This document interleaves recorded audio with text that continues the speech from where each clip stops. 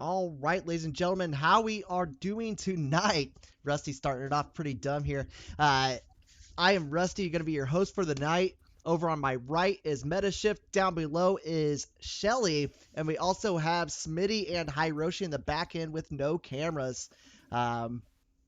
So basically, this is going to be like a somewhat of a pregame show. My music's not going through. I'm very sad about that. I'll figure it out later. But anyways, just kind of going over the way the league's been starting out, what we expect of it, and just keep you guys up to date. So, man, okay, why ain't you working? Anyways, as you can see, the previously games getting played on Thursday. Actually, we had one game on Wednesday, which surprised me. Wasn't able to pick it up. That was like a 10 o'clock game. And then Thursday had one game, which I was unable to pick up as well. And then we had quite a few on Friday and Saturday. And we have a ton tonight, as you can see. Probably about 12 or 13 of them, it looks like. That's disgusting. I know. Heavy schedule. Times. Good thing we're streaming every single one of them. Yes, we are. Just, 20 seconds of each game, right? Just not at all happening. Yeah, there's no way we can stream all of this. Apparently, we're streaming Bucky's and U Ottawa, which I didn't even know about until right now. You knew for weeks. I told you that. 48-hour stream. But also, we got Lumberjocks and the Flocks. We got 2 games being streamed tonight. That's pretty nice. Lumberjocks and the Flocks. We got one more as well. Yeah. I was pretty sure we had another one. Oh, we have another one. Yeah. Go. Yep. So Stratty and I were going to be casting the Insight versus Vastaya game in Neon Division. Oh, that's hype. That one should be Nice. pretty Yeah. good. That'll be Very two cool. very good teams playing against each other. Yeah, Insight coming back, looking pretty strong. They were actually really strong at the very end of last season, just barely missing playoffs. And then, just remembered that funny moment there. If our structure was better. So I've been told. I'm just kidding. But then, also Vastaya coming off actually kind of a bad season. But they've changed up their roster a little bit, so kind of expect a few big things there. Yeah. Both teams have definitely changed up their roster, so it's going to be very good. I think it's going to be a very good matchup, pretty evenly matched. I think it'll be battle of the bot lanes for sure. Vastaya is Fried's team? No, that's Verdandi actually. I got them mixed up. Which one's Vastaya's Death Metal's team? Death Metal's team is Vastaya. Gotcha. Yep. Cool, But cool. anyways, Nice. I guess we can go over these previously played games. Up in the Radon Division, we did have Team Solo Q win 2-1 over Keck Gang. That actually had a weird reporting issue. You should probably look in that meta. Yeah, maybe. I think I figured it out, actually. It was just weirdly named. That's right. Falco Magnum X losing to the One You Feed, which has a couple players from the previous Peacemakers team starting off 2-0. Yep, some Eeps team. Vastaya Crimson Promo is pulling out the win last night. Kind of a close one. I mean, it was kind of back and forth in that third game, but ultimately ended up with the win there. Check the logs with a dominating 2-0 over PG and Nua. Mach 5 losing to Crimson Dub Club 2-0 or 0-2. That's Smoggy's team, right? Crimson Dub Club is yeah. He's popping off. What the hell? He was previously from the upper division, 140 last season. No. He's from Ace by Corona. Are you sure? Oh, probably. I thought he was different. Maybe? No, that sounds correct. He was on Humble Rice Farmers team. I don't know which team they were, but I thought they were Ace by Corona. No, that sounds actually 100% correct. Woo, go meta. One for me. See, he knows some shit sometimes. Someone please prove him wrong. Someone go look. Someone figure out that is not correct at all. It's Fact check. Fact check. Someone fact check him just to prove him wrong, please. Actually, even if it's wrong, it's just right now. I'll go change it. Yes, that'd be perfect. Going over Collective Exodus starting off the season 2-0 over Slam Dunk Crew. I kind of feel bad because Slam Dunk Crew's the team I jumped on the hype train for. So if Slam Dunk Crew doesn't come out strong week 2, I might have to jump off that train, find another Argon team to Whoa, follow. Fair weather fan. Hey, I didn't see anybody else calling out their what's that called? What? Bandwagon teams. Bandwagons, yeah, bandwagon teams. I had a bandwagon. Yeah, chose you the you Buc- did, I you chose did, all my Smitty, you did. bandwagon I teams. agree, you did, but nobody I'm a else. big So- Bucky's bandwagon. What do you mean? Carolina Panthers, baby. Let's go. Hey, Oh that god. is. Nine-tailed Fox Venom showing up strong against NMU Academy with the 2-0 win. Momentum Rush, another 2-0 dominated performance against Crimson Gaming Ravens. And then Steelers Gaming versus the Pissers. I actually didn't see the score. I don't think it got reported, or if it did, it didn't go through for some reason. I have to look into that. Hextech or Nemesis coming with a strong 2-0 win over Hextech Bulls. As Hiroshi could probably tell you since he's from that team. And Yeah, TSQ Academy 2-1 over WNI Esports. I forget what that. Both sister teams I getting watched the dubs? stream. Yeah? 2-1 both? I watched the stream a little bit. I watched the first game of the TSQA versus Wooney Esports. Oh, and man. I thought Wooney was gonna win. They had a Alex- really strong game 1, and then I guess TSQA came back. I had to go. Oh, leave yeah. and Paranoid go to Lux sub. streaming. How's this Yeah. casting? Costa was good. Oh yeah, it was fun. I watched the whole series, and man, it was a banger. The first game, W&I just came out strong, clapped them, and then game 2, they TSQA pulls out their main roster ADC, and then they end up just dominating. I think only they ended up, I think, only dropping 1 kill, having 1 death, I guess, in the whole game Damn. 2, and then it was just back and forth. Wait, Game 3. Sounds kind of sus, not gonna lie. wait, he's not even lying. Wait, that's ridiculous. That's Yeah. wild. No, honestly, it was Man quite the came in and matchup. just- Yeah, and then game 3 was super close. It came down to pretty much an Elder Drake fight, I believe. And Oh, nice. I'm a little Yeah, upset I I like missed the those. rest of that series then. yeah, no, it was the third game definitely was a better showing of both teams' ability to actually play the game. So no, it was great. It was great to see such a good competition out of these two groups that I've never seen before. What's crazy is the ADC. I guess the TSQA ADC didn't play that bad. Quartz Hill had a decent game on the Kaisa, but I guess when you're trying to win the game, you bring in the big boys to Yeah, go ahead and carry you. Yeah, they started But- with a sub, so I don't know if that was just like a timing change that just they weren't able to accommodate or what, but no. It was, You came in and good put some series. work. Yeah, you definitely put work in. Yeah. So I mean, I actually cannot wait for the stats to come through. Get those team pages up, and well, he can't do anything until week 1's over. Smitty, don't call him out like that. Rude. I have to call him out at every single point. My guy, what's wrong with their hair? Me? I have a lot of it. Holy shit. My Sorry, he's wearing a God, hat. Oh, he took the hat off. Oh no. when did that happen? I didn't know hair grew. It grew. I haven't gotten it cut in probably 3 years, so. Jesus. Terrible. Jeez. I just look over, it's like all in your face. I literally just don't care. I just got back from the bar. We had a good time. We won softball today. It was a practice game. Let's go. Practice Hype, doesn't hype, matter. Girl sport. I got long hair. We in this. But anyways, should be able to expect stats by Wednesday. Yeah. Sorry. Of course. Yeah, no, for sure. I mean, I'll have the games entered, and I'll have stats for me and Rusty, but the displaying of the stats part that could take a little bit. Cause I mean, I'll set up the team page. That's fine. We got help for that. Sure. So we should be able to get stats out relatively soon, before week. I'm a big stat guy, 2.5. so like I'm gonna run through them, see what I can do with the stats, throw some names out there, be like, Yeah. oh, this guy, 0.01 KDA, pretty fucking bad. So. But probably do my that. point is that we'll Rusty? be able to see some players. Wait, hold on, what? What? Just called Rusty a .01 KDA player. Yikes. You know that's not true.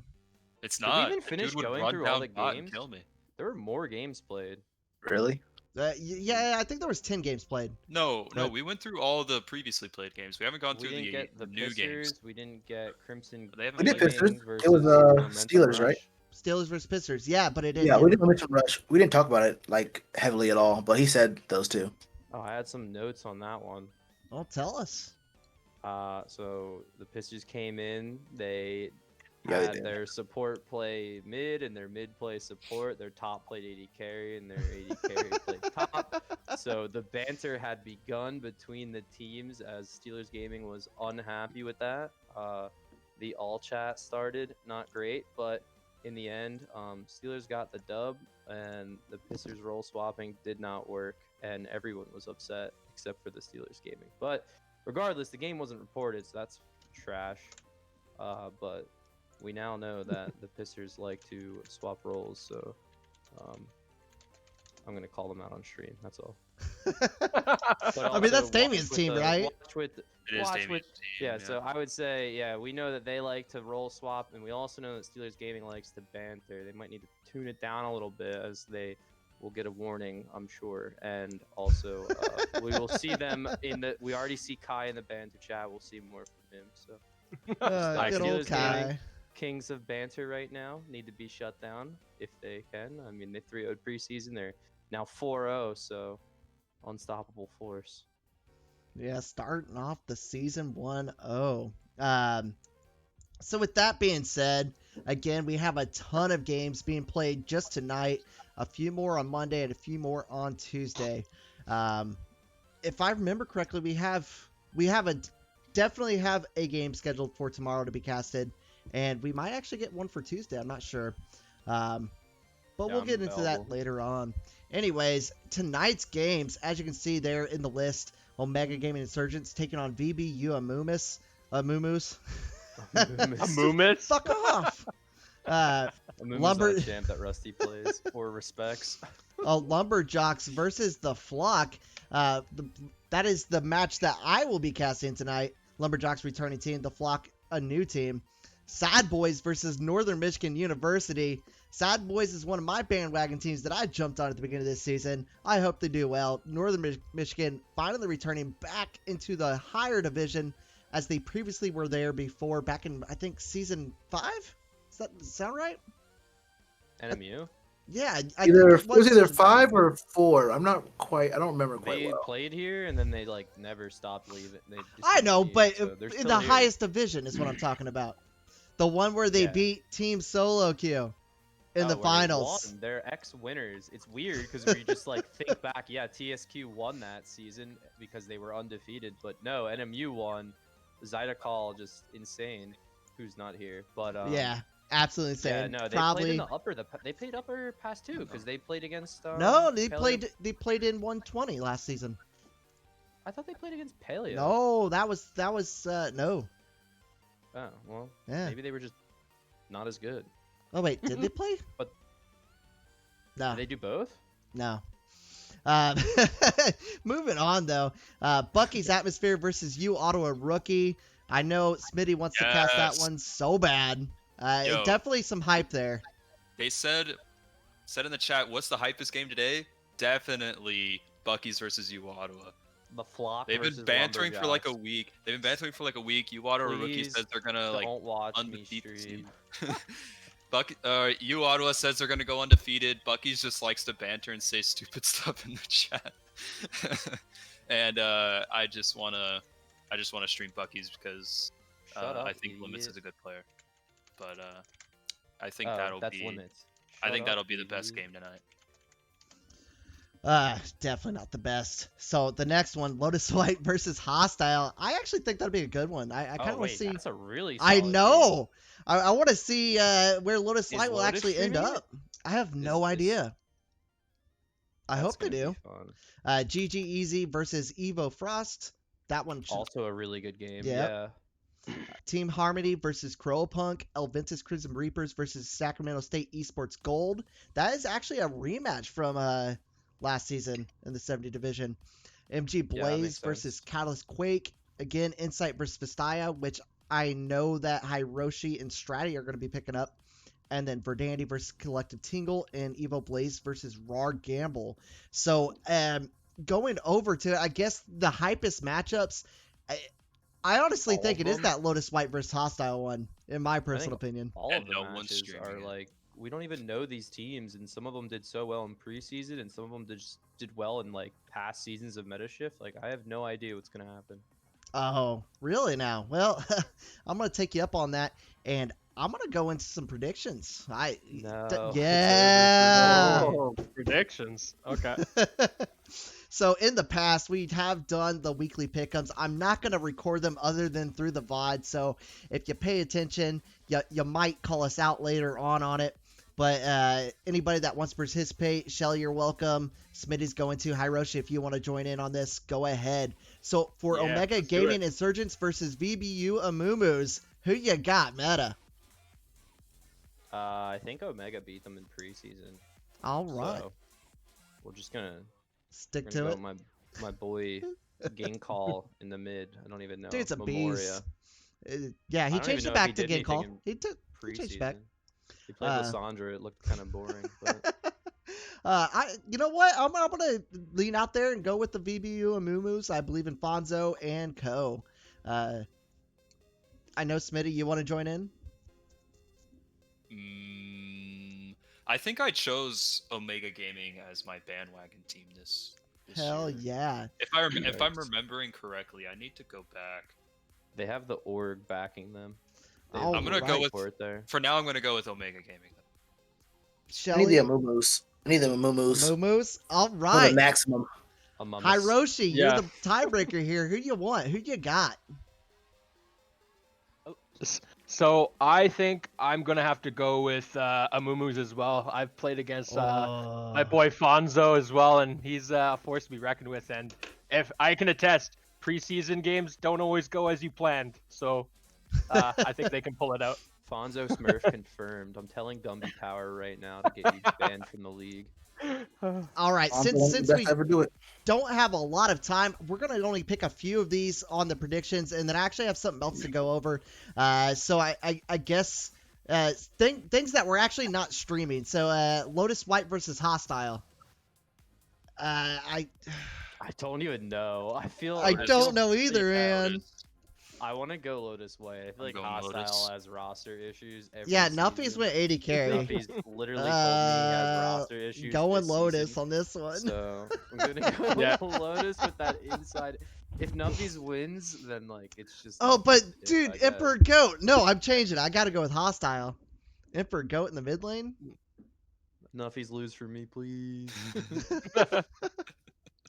Yeah, no, Lotus White for sure. Lotus White. Yeah, this matchup Yeah. sounds very, very interesting, but I gotta talk about how Meta just took the most casual sip from the tallest wine bottle I've ever seen in my life. It's the tallest wine bottle I've ever That's seen in amazing. existence. I guarantee you, he 2-liter. has like Uh. 3 more of those on his kitchen counter right now. Yeah, they're all empty though, which is real sad. All right, that was almost a sweep for Lotus White with that half or last second change by, that bald rusty guy. So 4 for Lotus, 1 for Hostile in that one. I guess 2 more. Move down to MG Blaze versus Catalyst Quake. So both of these teams are relatively new members for both. Inside information again. I have it all. Give it to us, buddy. You. I will go last. Oh, you bastard. All right, I'm going to jump out and just say Catalyst Quake on this one. I mean, just, you can be wrong. I'm gonna be That was- opposed. I'm gonna say MG Blaze. I'm gonna go against what Rusty says. I'm gonna go based solely off of the name. Catalyst Quake has that sound to it. You just know they put some thought into their name. So I gotta say, if they're worried so much about that alliteration going through the Catalyst Quake, I can think to myself, you know what? These boys might have smurfed this whole series, go through with the pocket picks. I think Catalyst Quake takes perhaps even the whole league by storm. Oh, okay. Wow. Oh. Actually, you know what? They're my team. They're my bandwagon team. I'm on Catalyst Quake day one. Damn. Okay. Nice. I like it. Love All it. right. I don't know. The speech kind of is It's talking to me right now. It's speaking to me. I'm gonna go for a little bit of He has the Catalyst words. Quake. Catalyst Quake. All right, Go for Meta. Catalyst Quake. All right, look, I'm a mystical rogue fan, just like everyone else. All right, but, like I'm gonna say it. My boy Willie gonna come up clutch and hold it down in the bot lane. My man's gonna pick some Tristana. He's gonna run Tristana. him over. Tristana's that shit. broken. Nah, but hate that I'll shit. always take Lecac. That's my guy.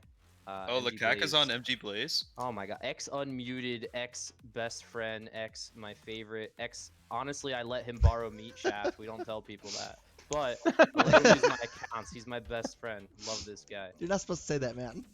Oh yeah, account sharing in my league, crazy. Nah, I literally just for flex Q because he was too high ranked. But my man, good guy. I'm gonna go with MG Blaze.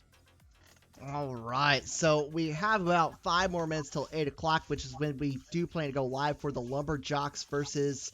I already forgot. The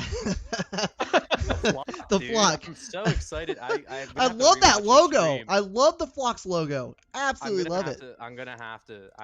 Man, the Flock. It's such a cool name. I don't know. I know, and I feel like this is going to be a really good one.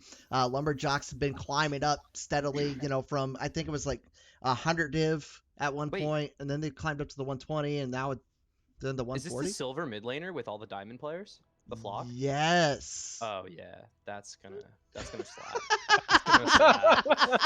Oh my god, like Chick-fil-A on a Sunday, it's gonna slap. Yo, that's actually the saddest thing I've ever heard. Jeez. Sips one. Oh, I had another prediction to put out there, and I just forget what it was. Will the stats be done by Wednesday?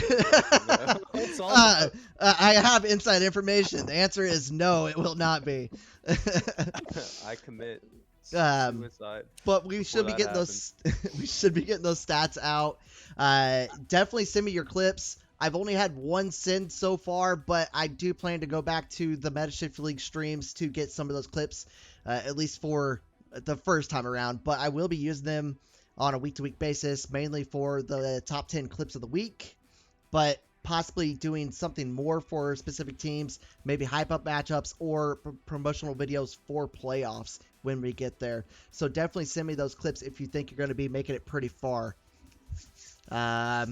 Anything else? I don't think so. I think we're good. Gonna go to an intermission. So before we do that though, just so you know, show your love and support. I don't know who's gonna be streaming it, either Metashift or Smitty or Metashift. So Metashift will be streaming the U Ottawa versus Bucky's Atmosphere matchup, and then for the Neon Division, we will be having Hiroshi and Stratty streaming the Insight versus Vastaya matchup. So, without further ado, guys, see you guys soon. Have a good one, Metashift League.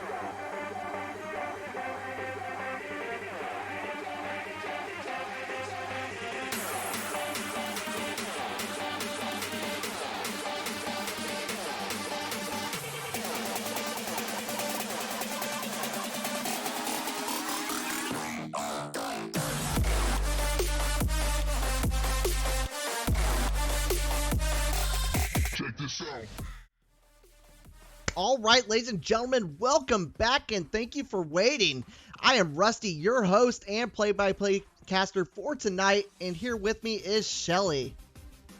How's it going, Rusty, man? We have a great matchup here between the Lumberjocks and the Flock. Two teams with great names, but we are already in to the pick ban for this matchup here, and we see the very first pickup here, the very first ban, I should say, is this Zach. You want to go ahead and get rid of Worst Mike NA's champion pool. They're going to go ahead, if we are actually in LCS order, get rid of that jungler here and make sure that Zach, who has a ton of sustain and a passive that keeps him alive for a little bit longer, get him out of this. One of the most more annoying champions out there. Not really strong or meta, but annoying to deal with, so it's a very smart first ban for the side of Lumberjocks.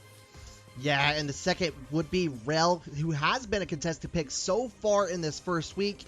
And I'm going to talk a little bit more about that Cassidy ban and the player, Griffu World, from Lumberjocks. He is actually a new player for their team, so I'm super excited to see what he does for them. But knowing that Cassidy, probably being one of his number one play champions, he's probably a carry player, so we'll see what we can. I hope to see some life from him.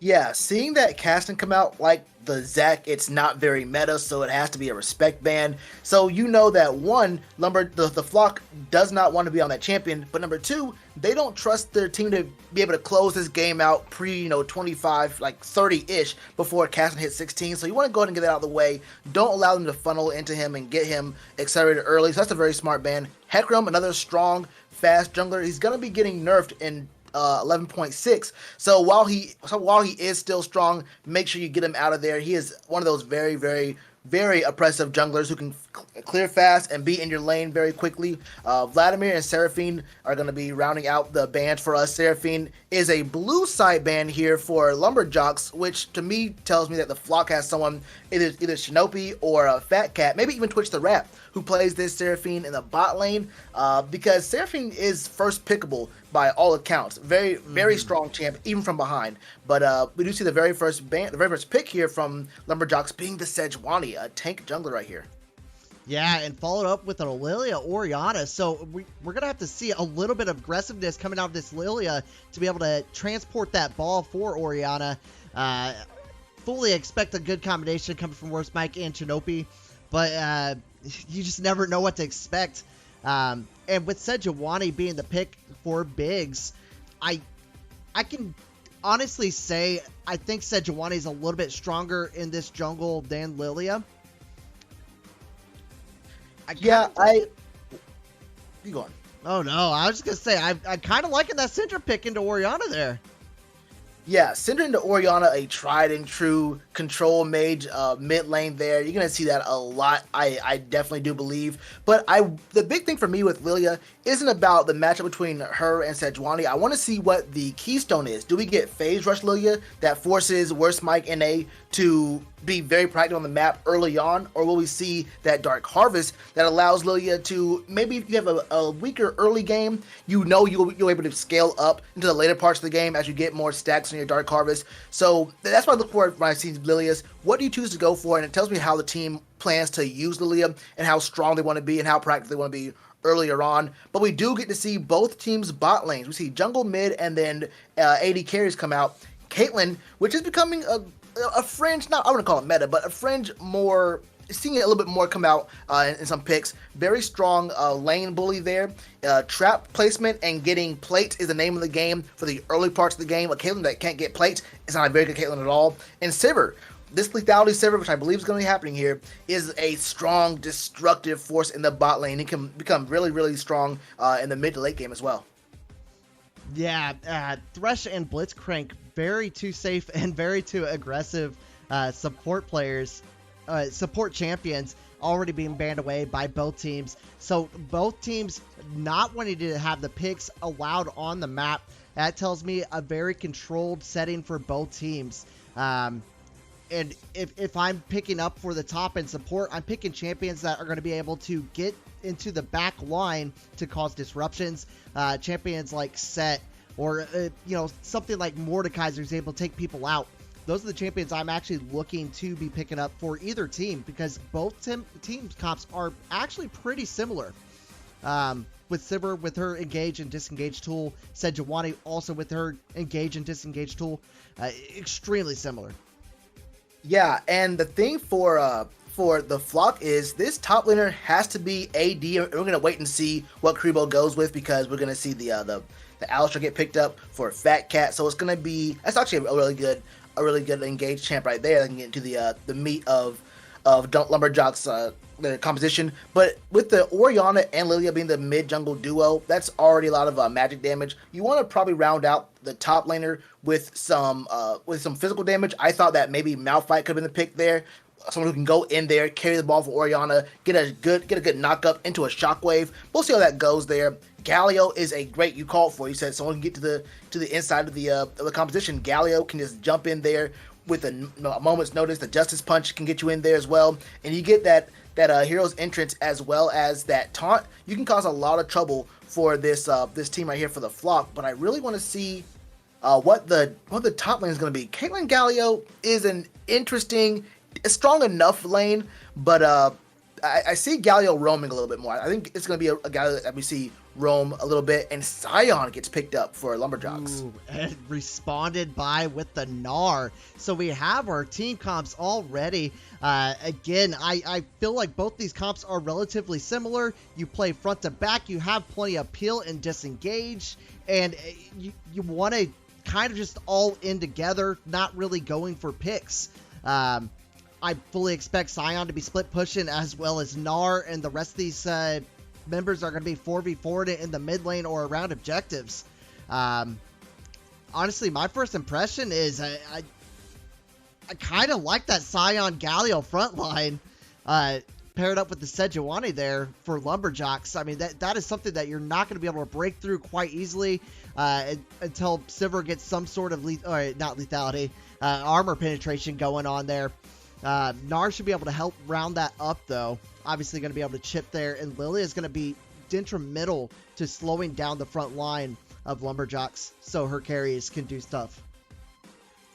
Yeah, looking at these two compositions, I'm looking at Lumberjocks. They have a very strong front line. This is definitely going to be Tank Galio. I think sometimes I get a little excited to see Galio. Maybe will this player go AP or will we see him go full tank? But with Sejuani and Sion already there, maybe you could index to a little bit of magic damage on this Galio support. Most likely it's going to go tank, but 3 tanks and Caitlyn Syndra is enough, but I would kind of want to see Galio can do some damage. Galio can really get some work in, even as a support. So I wanted to maybe see something that gets him a little bit of damage as well. But I'm liking what I'm seeing from Lumberjocks. The Flock is going to have a pretty hard time. You have to... I like the front to back, but if you want to get in on this Lumberjocks composition, you kind of have to go all in. Like, you don't have they have way more peel than you, they have way more CC than you, and their CC is from far away. They have a much better siege composition than you, and they have it's better long range CC, I guess. The Caitlyn traps, the ability to jump on you out of nowhere with the taunt from Galio, the Scout of the Week. I mean, this is so much hard CC for Lumberjocks, and really for the Flock is you have to hit a Swirl Seed if you're worse Mike and A. You have to have Fat Cat on this Alistair jump in and get that ball for a shockwave. But Lumberjocks gonna be kiting away. They'll be okay with you getting your CC on the Sion maybe or the Sejuani, but Caitlyn's free hitting you, putting those traps down if you want to go in. That's not gonna be a very fun time for the Flock. No, I 100% agree with you. I think it's going to be up to Karibo, Twitch the Rat, or Chinope and Fat Cat to pull off a good wombo combo.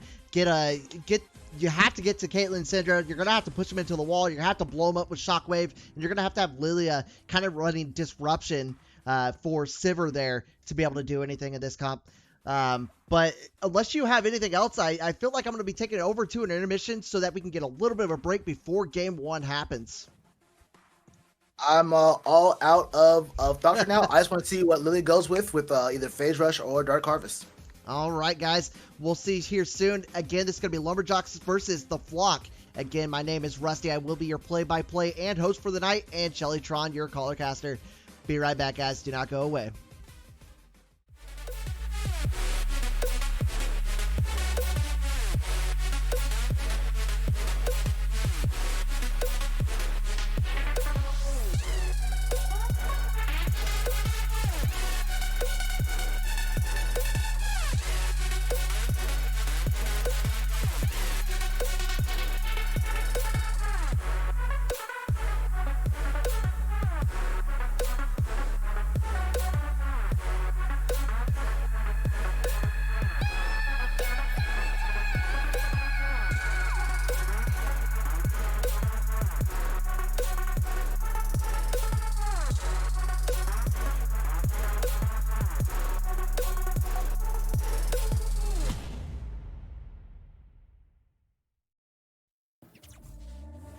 Back from the dead.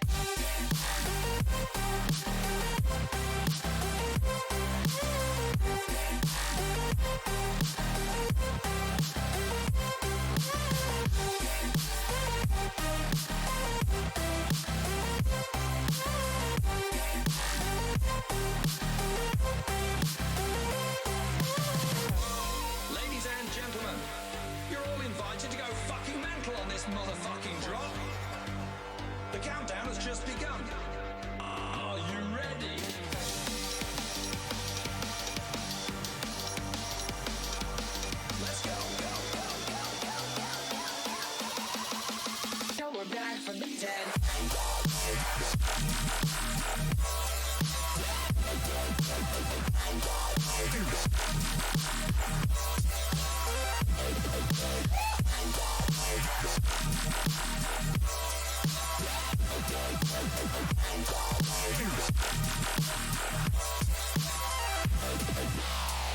back from the dead.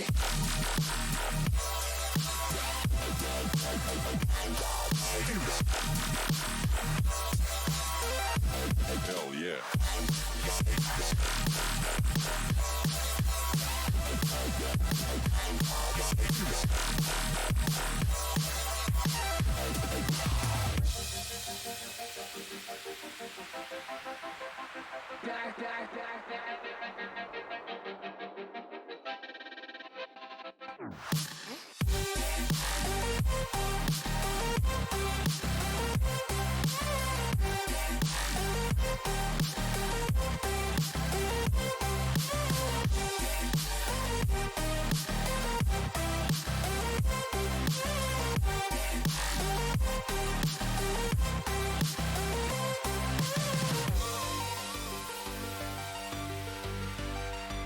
We're back from the dead.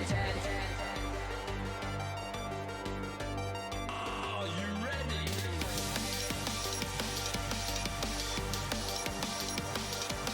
Let's go. Back from the dead.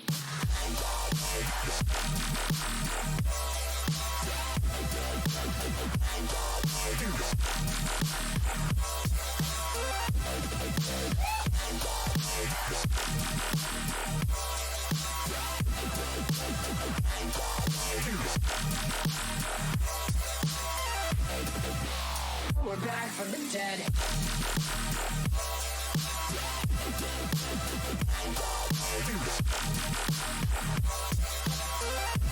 Hell yeah.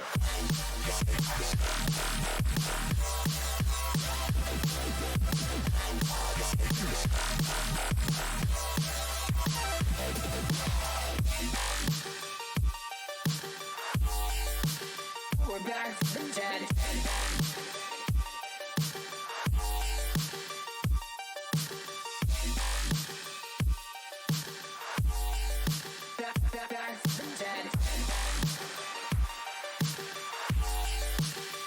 Back from the dead. Back from the dead.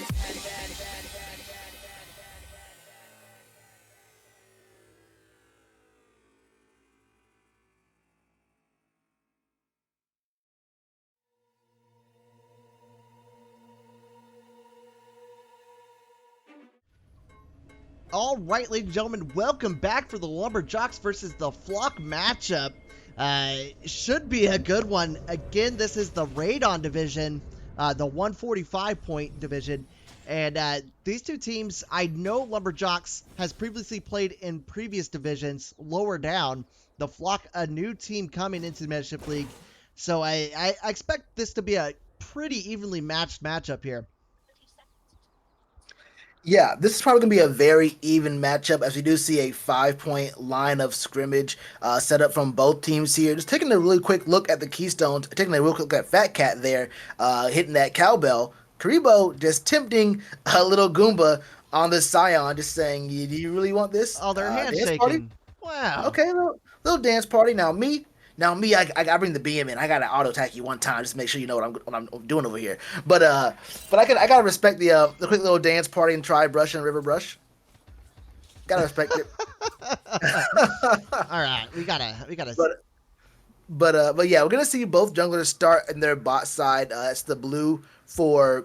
That's gonna be the blue here for the Flock, and Lumberjocks are on their red. But we do see that there's going to be Dark Harvest on Worst Mike NA, piloting this Lilia, which is a really good scaling rune, and Twitch the Rat on Sivert, going for that lethality build, going for those one-shots. It's going to be very exciting if the team is still even, around that, let's call it 25, 20-minute mark.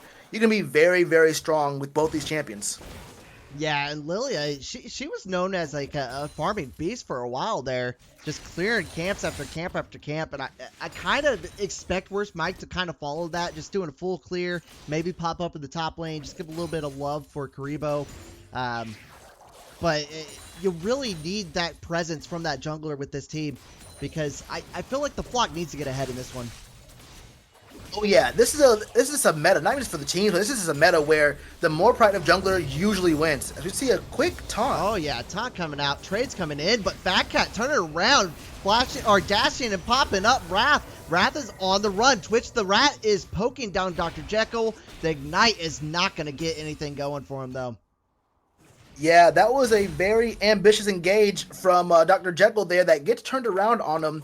Tries to go for that little move. The taunt hits, but you have your Caitlyn waiting in the wings there, and that's lethal tipple Caitlyn. That's not fleet footwork. So that means you're not getting that passive healing.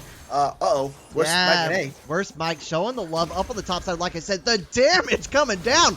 Little Goomba getting low. Karibo going under tower as well. There's 3 shots, but we see Biggs up there as well. That might be a return game coming here soon. And that's exactly what it is. Biggs is going to show up, collapsing in on worst Mike and Karibo, but he doesn't have the backup. Yeah, he shows up, does nothing. As we do see a pause right now, it looks like one of the support for Lumberjocks, Dr. Jekyll, did get DC. But while we're here, though, I mean, like you mentioned, we thought that worst Mike and A was going to be, farming a little bit hard in this game. It's like he's back in. But in this meta, you have to be proactive if you're the jungler. The jungler who is more proactive on the map and makes more advantages for his laners, and even sometimes when the laners make advantages for the jungler, those are the teams that usually win outside of just a hard diff in one of the lanes. I think Lilia can have strong ganks. If that wasn't a Scion, I think that's a kill. And in fact, I think if Karibo or worst Mike and A decide to flash in, maybe, I think that could have been a kill. Maybe you don't want to commit all that, at level 3, 2 minutes in the game, but that could have easily been a kill on the Scion. You get that, and his teleport early, it could have been a very strong advantage for the flock very early. Yeah, and unfortunately, it did not go that way. Lilia going back to farming. Roughly going to be a camp ahead over his counterpart in Biggs. But Biggs is down on the boss side. May see some sort of gank in the mid. Maybe just stealing some farm. But regardless, Wrath taking insane poke here is going to have to back soon. Yeah, taking some pretty strong poke, and Wrath already has the heal gone, so you're going to have to back over there. We may see Twitch the Rat. Oh, they're going to freeze this. I thought they were going to push into the tower and then go back themselves. Wait, that's not going to freeze at all. They're just going to... I think they're going to extend the wave to keep it on their side of the map, perhaps. Nope, they're going to actually hard push it. Okay, they could have probably done that a little bit earlier before Caitlyn came back, but oh well. Yeah, kind of a hard to do with Sivir. As Karibo getting knocked up and getting poked down. Little Goomba doing a good job there. But I do like that setup that they have down on the bot side. With Wrath coming back, they have Biggs set up just for a gank in case something were to happen. And now we're seeing the back coming down from the bot side of the flock. Yeah, so they're gonna go ahead and make a move there. We're gonna see Twitch the Rat get 2 long swords and boots. That's gonna be really strong for him. Scout of the Week misses. Yeah, very unfortunate. And Shinope trying to take advantage of it, not gonna be able to. Though. A nice poke coming down, and with Dragon coming up, worst Mike looking to get set up for it. Yeah, worst Mike looking to get set up for it, but his mid laner Shinope hasn't backed yet. Oh, here it is. Here's a gank. Yeah, the ball coming out, not quite there. A little bit of chip. Not enough to poke Riftwald out, though. Yeah, and a quick little swirl seat to steal some CS away from Shinope. But if you are this Orianna, you're doing fine in the lane. You're even in CS, but Grifu already does have his first back. You want to make sure that you're able to have your first back, get your slight little power spike before the dragon gets taken. But it looks like both these junglers are fine to just continue to farm. We see worst Mike on his Gromp, on his Krugs, and we see Big Z on his Wolves there. Or Biggs on the Wolves. So neither one of these junglers really in position to take dragon, but they have no more camps, which should be happening soon. Yeah, I actually like what Worst Mike did for rotating all the way up on the top side. I do not like where he is positioned, though, because if he goes for this gank here, that's basically a big telling for Biggs to just start up that dragon, and that is exactly what's going to happen. Little Goomba, realizing he's in trouble, is going to try to run. I'm not sure if it's going to happen. Dr. Jekyll down to the boss side is just going to fall, though. Little Goomba decided to go all in, picking up the kill onto Karibo. And Worst Mike wanting to fight him off. It's not looking good. The flash coming down from Worst Mike. Little Gooba's still low, but able to get a return kill if he falls here. So Worst Mike has to play this right. The kill coming down, and out he goes. Yeah, that was a really weird engage, as we do see Biggs able to take the dragon. It's going to be a trade for the top laner and the dragon. But Karibo had flash that whole time. And first of all, I mean, Worst Mike and A had the kiting there. You were doing just fine. All you had to do was wait. I think that if Karibo would have backed up and maybe hit some of those minions, he would have been able to share some XP and get Worst Mike to 6, because he was at 5 during that whole fight with Little Goomba, or else he would have slept him at some point. But just a kind of a Karibo outplaying himself, saving his flash but dying for it, giving his laner 300 gold up there. But it's all right. Your team's ahead, 1 kill. You do go up the first Drake, and it's going to be an Ocean Drake, which is a really strong one for the side of Lumberjocks. But Lily is doing fine. I think that Karibo could have probably flashed away and saved his life right there. Yeah, probably. But he does have that flash for a later endeavor, if that does come to be. Little Goomba just absolutely abusing him with those pokes. Now, Fat Cat looking to play around with Griffwald there in the mid. There's just a lot of trading going on left and right. Oh my, Karibo taking Little Goomba under tower. Now Little Goomba's going to have to flash. The slow coming down, though, he might not be able to get away with the slow coming down. Karibo trying to play around. Little Goomba recognizing that he might not be able to get away. The flash coming down from Karibo to pick up the kill onto Little Goomba. What a play. You love seeing solo kills in the top lane. You love seeing that kind of chess game where you have 2 champions with grasp, 2 pretty chunky dudes up there. It's the outplay right there from Karibo. You save the flash. You don't want to get an assist in the first time. You do it. Oh fuck! Another fight coming down. This time it's the 2 tanks, Dr. Jekyll and Biggs, fighting on Fat Cat. It almost looked like Twitch the Rat was just sitting there tickling him while the big boys duked it out. Yeah, and that's just 2. The Biggs. It's a lot of CC there.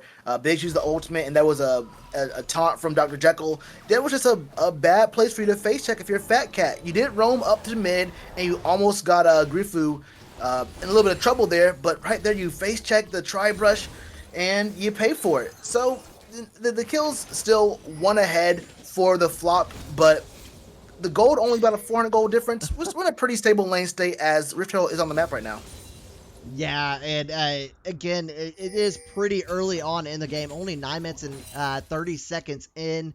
Second dragon spotted in 2 minutes. So this is anybody's game. And Fat Cat once again being found out by Dr. Jekyll. Going to be knocking Wrath into the grasp of Twitch the Rat, and Wrath is going to fall.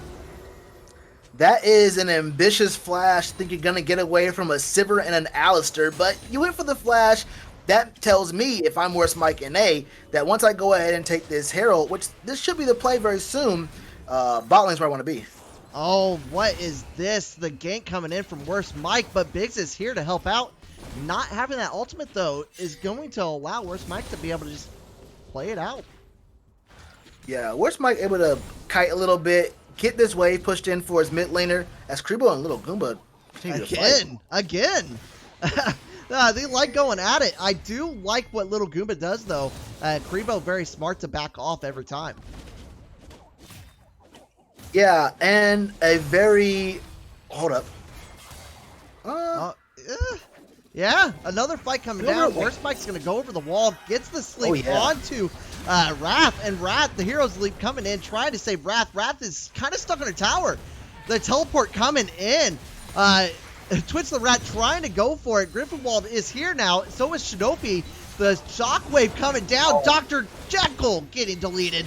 Now Fat Cat being deleted by Griffinwald, while Biggs trying to take out Shinobi. The flash coming down from Griffinwald. Now they are going to be backing off. Worst Mike trying to turn it around, recognizing that Biggs is in no state. Wow. And Wrath taking the wrong path. Twitch the Rat picking up another kill. And Griffinwald outplaying Shinobi. I got to take that at least a little bit to see what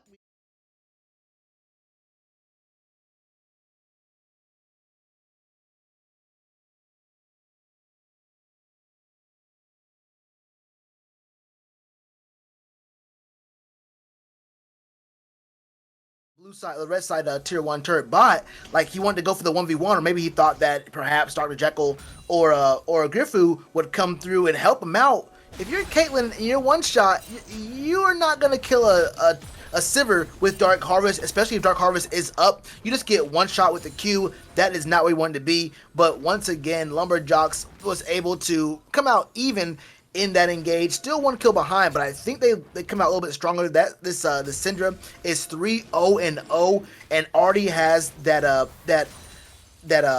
Luden's Tempest already. So I mean, yeah, you're gonna be looking very strong in that mid lane. There is no Verdant Barrier for Chinope, so he's taking every single bit of that damage. Yeah, and with that, the Flock is going to be able to pick up that dragon, but honestly, Lumberjocks picking up 2 plates, top and mid. Not too bad of a trade. Yeah, not bad at all. And this Herald's going to be useless now as well. It's at 13 minutes, not even started yet. You probably won't be able to get that and find a place to use it before 14. So that was a missed opportunity. Wow, look at all these wards for Lumberjocks or the Flock right here in this Dragon Pit. Dr. Jekyll might find himself in a bad spot with Biggs rotating around. No, fight's not going to break out. Yeah, command protect, but nothing really going to happen. But Fat Cat maybe making a move. Nah. Oh man, a lot of posturing. The gray or the wards, they're just so appealing. I just want to kill them myself. Yeah, I mean, I've done my share of dying for wards, but when you see them out, they're just looking so juicy. You gotta contest. What are you gonna do? Leave them there? What are you gonna do? Just let them stay there? No. You gotta at least try to go for it. Oh, Twitch the Rat trying to get some poke in does just that. Good 1/4 damage, I'd say. Yeah, that's not bad damage considering it is a Galio. And we do see that we have the Lucha Lucidity already completed and about 2/3 of the way done with this. Hold up. Oh, nice. Headbutt right there. Now Biggs is going to respond. Batcat does not have the ability to get away from this one, but nice turnaround. The teleport coming in. Here is Karibo. Is going to leap away, though. Little Goomba's going to come in. The unstoppable force. And Chinope right behind in a bad spot. The Shockwave is not quite going to be able to pick up anything. Little Goomba up on the front line. Stabbing off Karibo. Fat Cat and Twitch the Rat for just enough time. The flash coming down from Little Goomba. Biggs going in. Karibo with the 3-man knock up into the wall. Is going to take down Little Goomba. Is going to take down Wrath. Twitch the Rat up in the front line gets taken down. Why is Little Goomba still alive? And down comes Worst Mike. Biggs, not one to get out, wanted to go for the kill. The sleep yet to come down. There it is, but under tower and relatively safe. Yeah. But Biggs still wants to engage here. Wow. Biggs is not afraid. Not afraid at all. When you're a jungler and your laners die, you see that juicy wave right there. You say, okay, I know that the jungle camps got reduced in both gold and XP, but if I'm able to get this this wave, then I'll be looking really good, especially for this Sejuani, who is actually kind of pretty ahead of Lilia, but only 300 gold ahead of Lilia. As we do see on the back end, Griffey World was able to take that first tower, and he's going to get even bigger. But the big story here isn't all that happened. The story wasn't Karibo teleporting in and then hopping away from what was going to happen. He does have Strike Breaker right now. But the big story is that Twitch the Rat got a triple kill in that engage, sitting at 6-1-1. Already has the Dirk and the Caulfield's Warhammer here. Almost done with this Manamune. And you can be looking really good coming up in these team fights in the mid game. Yeah, and we can already see here that Karibo feels very confident in fighting Ludo Goomba 1v1. Obviously losing the trade a little bit, but Worst Mike is up here to help out. Karibo essentially out of this fight, and Biggs is here to help out. Worst Mike is actually in the bad part of this, but it does look like Little Goomba is going to fall as soon as Worst Mike falls. What a play there, and honestly, Chinope trying to find something. Yeah, Chinope looking for something, but he might not like what he finds as he is getting sandwiched right here. May have to flash. Yeah, definitely has to flash. Gotta be coming down. And then it did not matter. Biggs was going to follow up with the Arctic Assault to get the play in. Not what you want to see, but at the same time, again, this gold lead is negligible. Both teams are just neck and neck.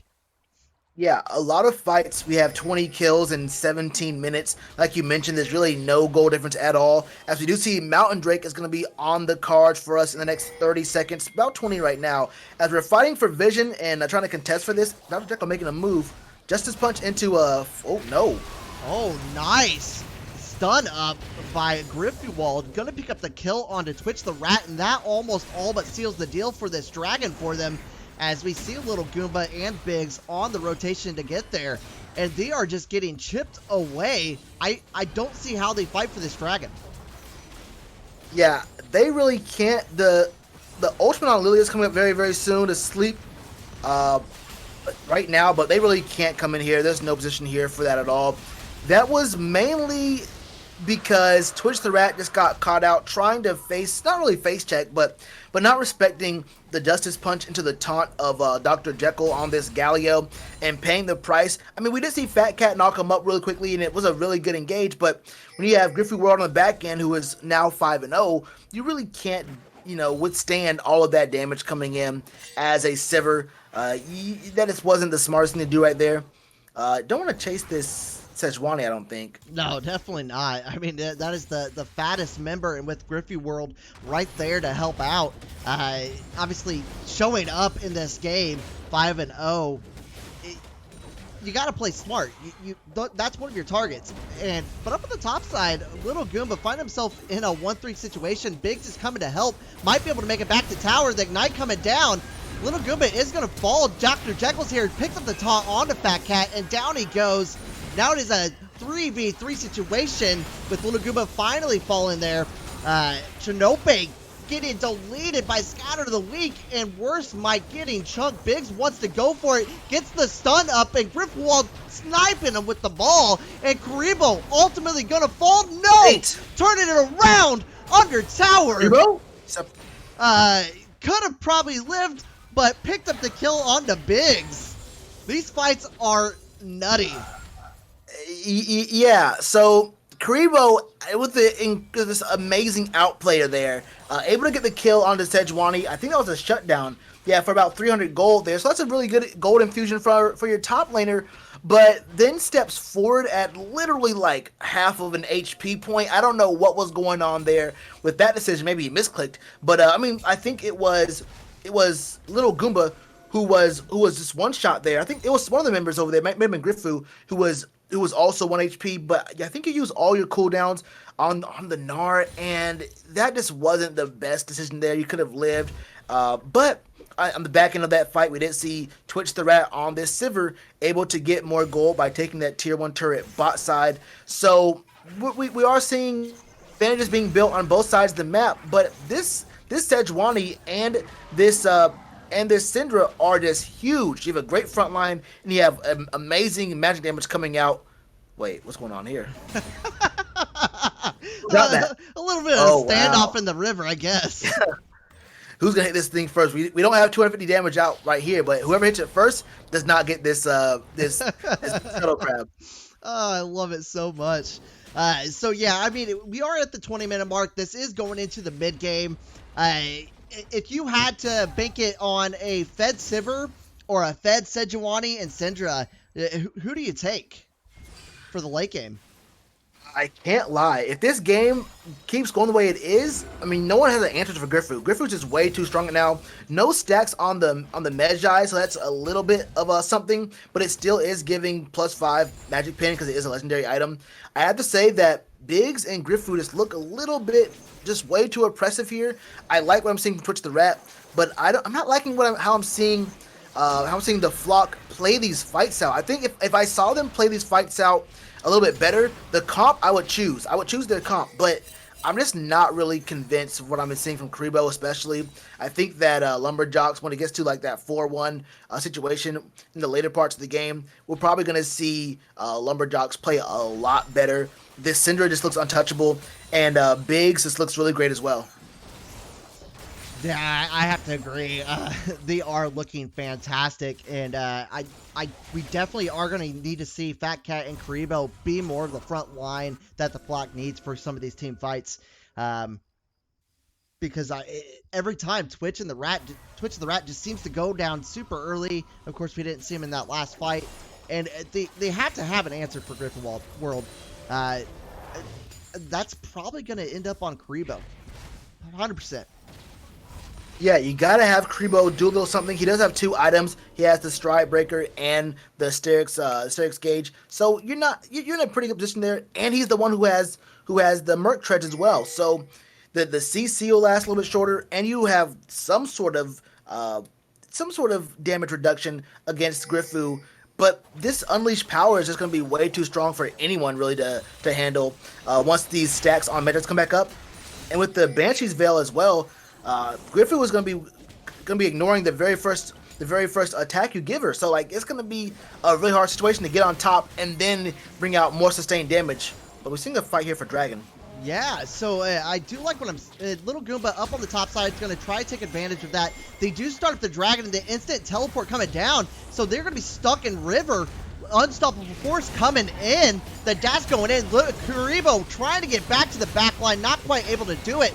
The damage coming down. It looks like Little Goomba's going to fall. Worst Mike going in.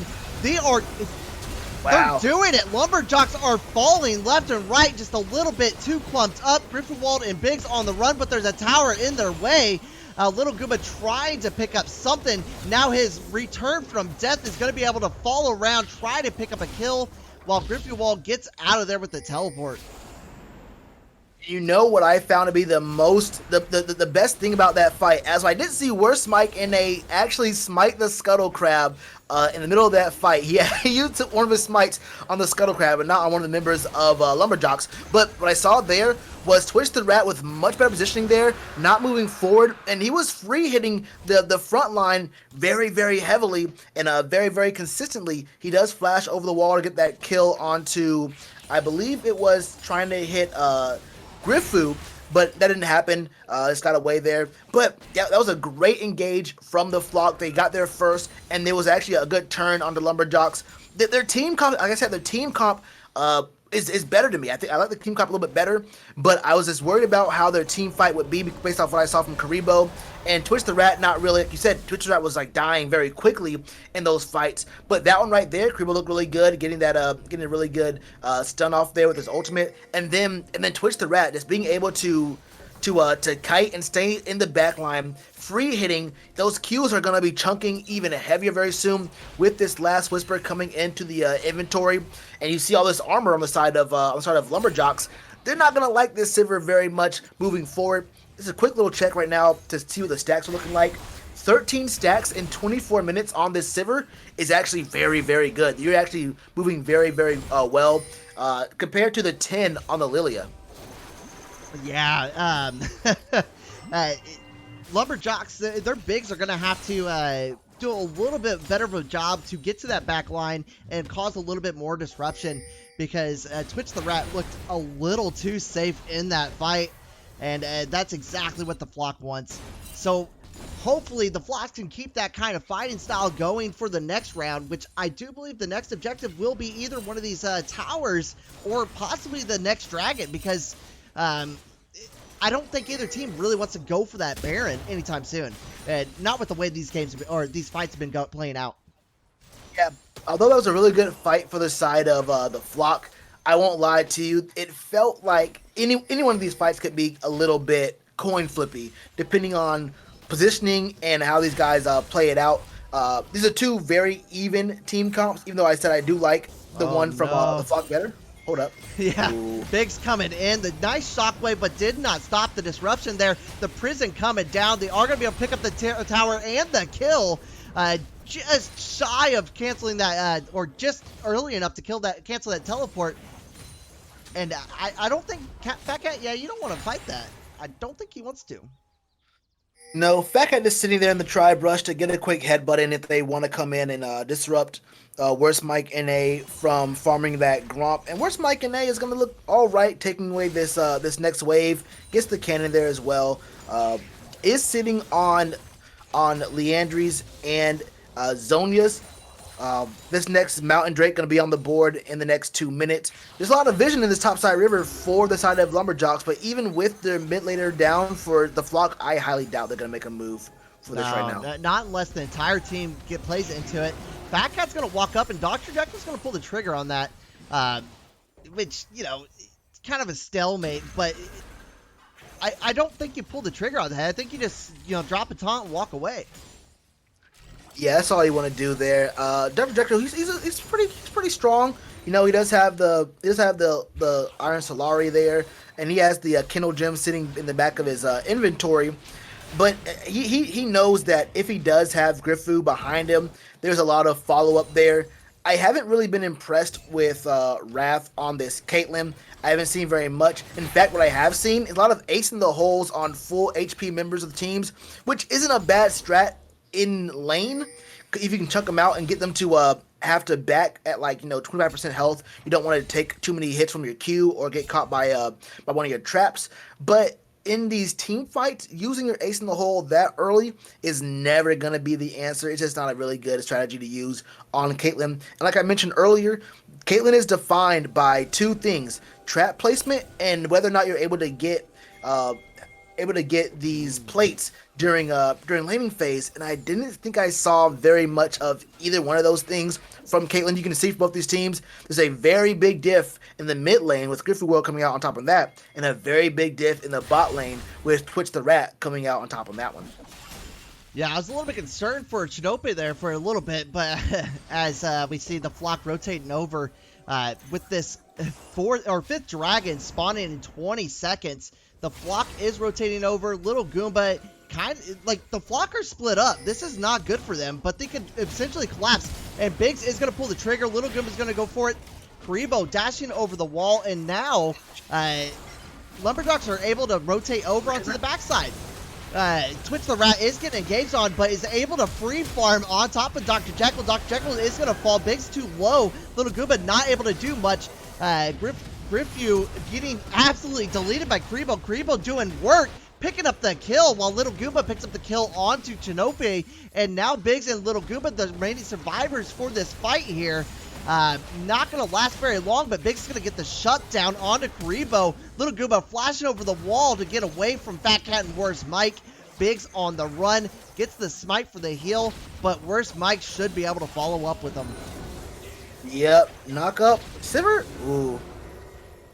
Yeah, it's going to get that kill over to the Lilia there. And that was a whoa. Oh, Little Goomba not giving up. Wants to go for the kill. Takes down Worst Mike. Trying to take down Fat Cat. It's not going to be able to. Twitch the Rat's going to chase him down. And down he goes. Little Goomba probably should have rode up a little bit faster. But he's going to depend on his return passive to do anything. Give a little bit of time to Dr. Jekyll and Wrath to get over there. And Dr. Jekyll's here. With Gryffindor on the back end on the teleport. Fat Cat with the save. Ooh.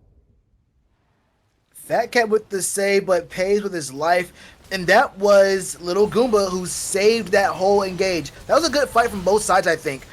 Actually, outside of Wrath, who once again got chunked out at the very onset of the fight and really couldn't do very much at all, sitting in the very, very bottom side river throughout most of that fight. I like what I saw from Twitch the Rat. Karibo and Worst Mike and A has some very, very good fighting and kiting from the Lilia, but that was just Griffu once again being extremely strong. Little Goomba, you saw what he was doing playing frontline and even guiding the Flock away from the fight. They eventually got pinched there. They had two members of the Flock in the top side part of the blue side jungle, and a couple more coming from the river, and eventually the Flock did win that fight. But Lumberjocks was able to make sure that it wasn't an objective losing fight by having Little Goomba with a heads up play sitting there right outside that brush and getting a quick stun onto the Lilia. Kills her off. There's no smite, and Alistair and Sivir can't take that dragon very fast, even though you're very strong. Cerullia's Grudge with the Duskblade and Mirror Mana already finished, but even still, you did not. You just as Silver, you're not gonna be able to kill a dragon that fast by yourself with an Alistair.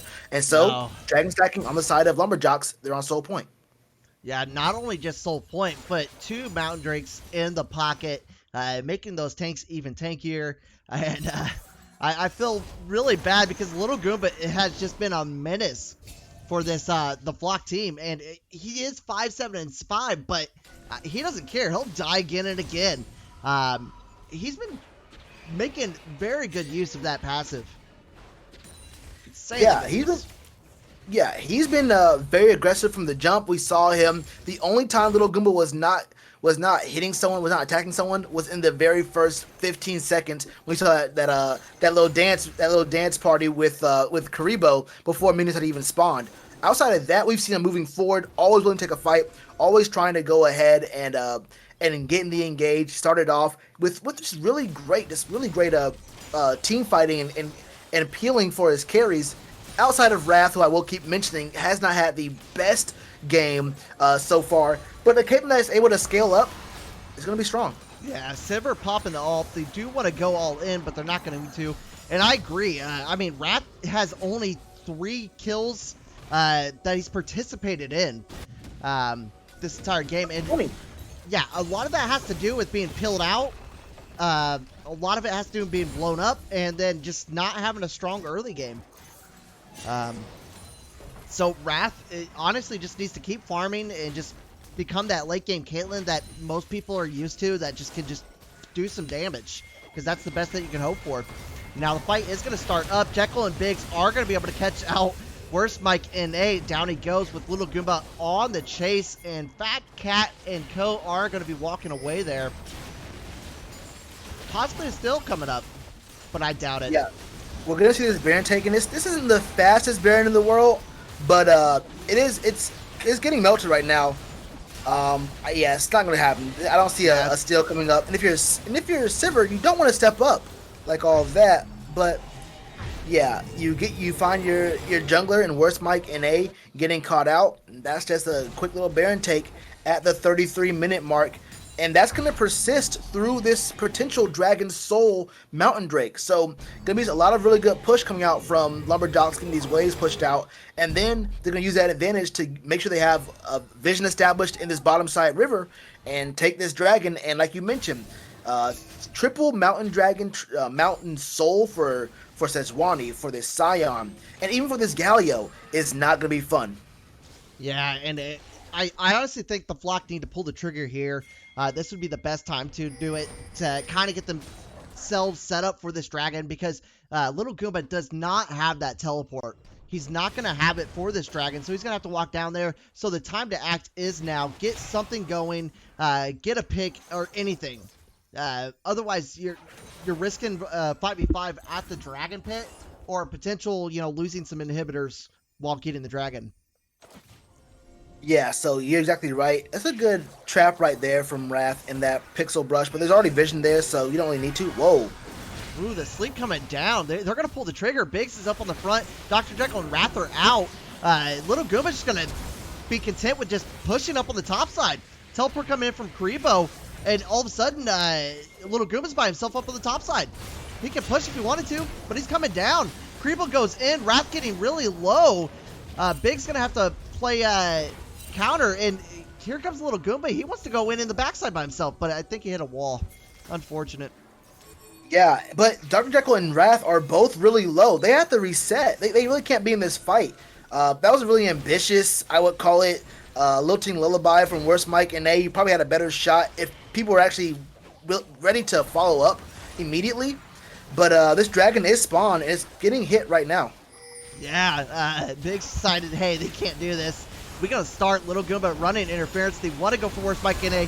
Griff Uwald World going to take him down. Fat Cat on the front line trying to peel for Twitch the Rat and Shinope. Not going to quite do it. Down goes Fat Rat as it looked like Karibo got chased down. And that's a 4 for nothing in favor of Lumberjocks, with Dragon Soul in the pocket and still Baron.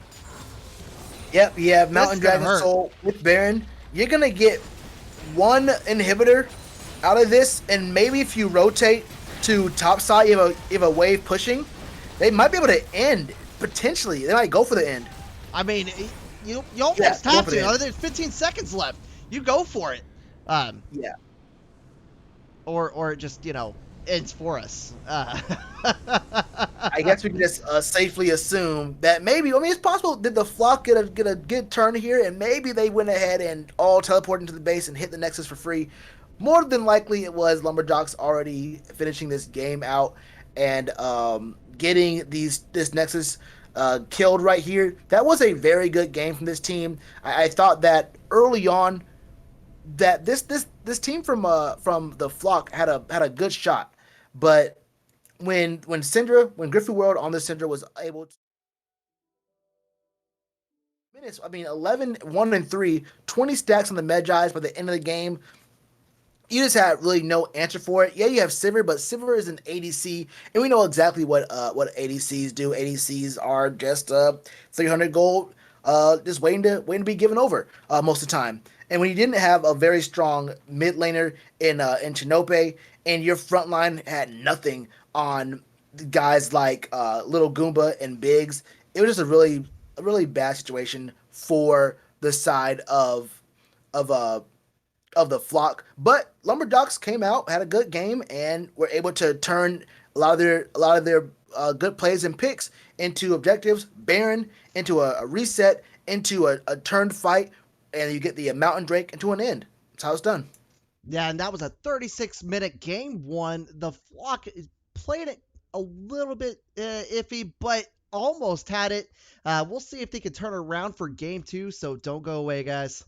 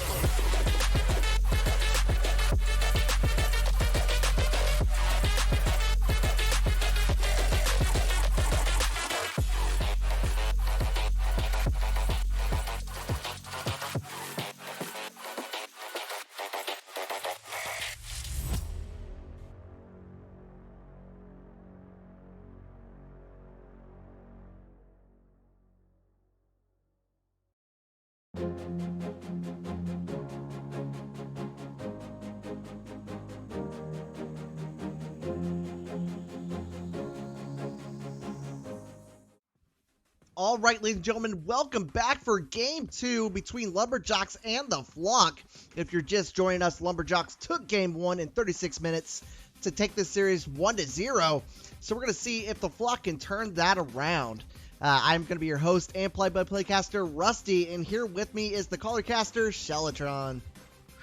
Yeah, Rusty, we have another banger game right there for us, the Flock and Lumberjocks. I think that game 1 was a really good one, well contested throughout the whole time. Lumberjocks able to get the best of the Flock at the back end of that game, just having a very, very strong front line, and we're seeing just about the same exact bans come out. These guys understand what they want to get rid of for both sides. They say, look, last game was last game. We're going to see different picks come out, but we already know what we don't want to see on the Rift from you guys. And the Flock first picked this Udyr, which has been nerfed a little bit, but he's still very fast and he's still very strong. And the answer, Lumberjock says, Sejuani wasn't the problem. Let's go pick it again.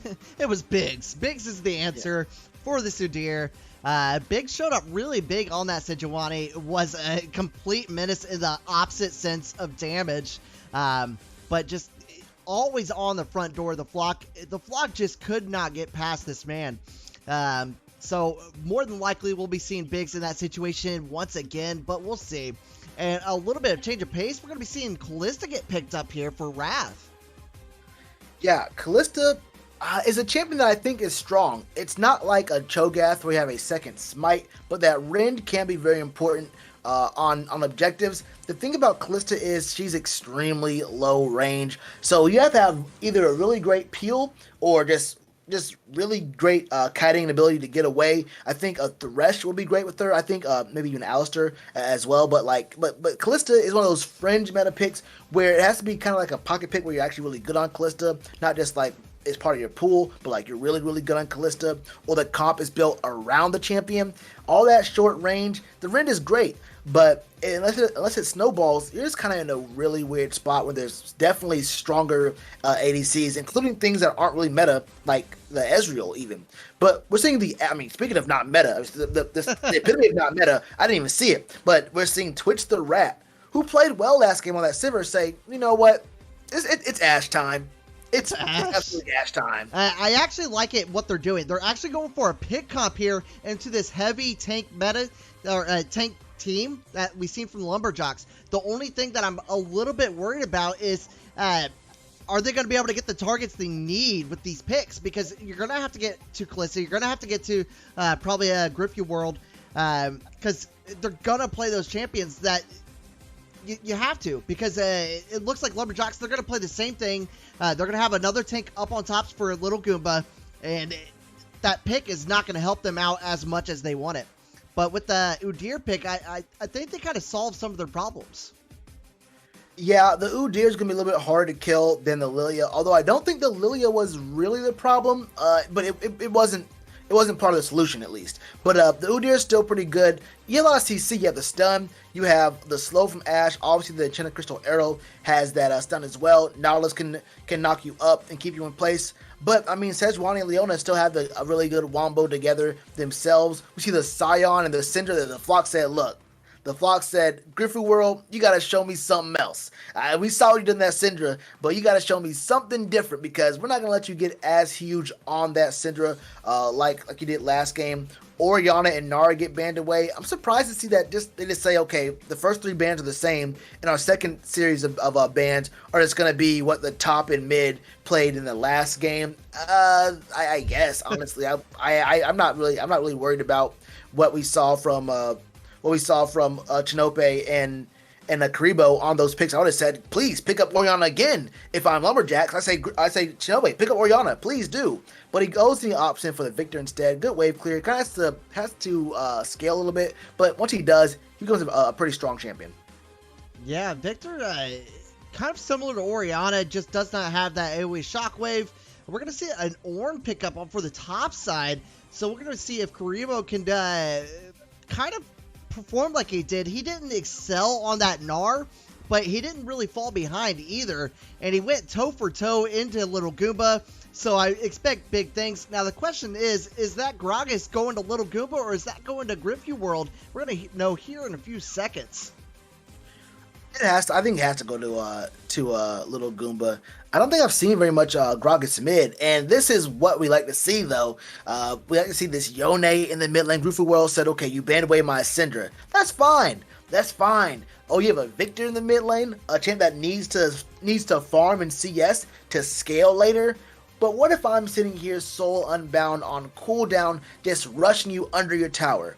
You better hope that Udyr is only camping mid lane. You can't show bot or top. If we have deep wards in your jungle, then if I'm Griffey World, I'm going in on this Victor every chance I get, because Griffey World has shown he can be a very strong, very aggressive mid laner, and that's exactly what Yone is. One of the more annoying champions, although there are more annoying champions in the game, like the Seraphine for one. But Yone is still one of the menaces in the mid lane, and I actually do want to see whether we see tank Gragas or will we see something like an Everfrost Gragas. Maybe we see an AP Gragas here.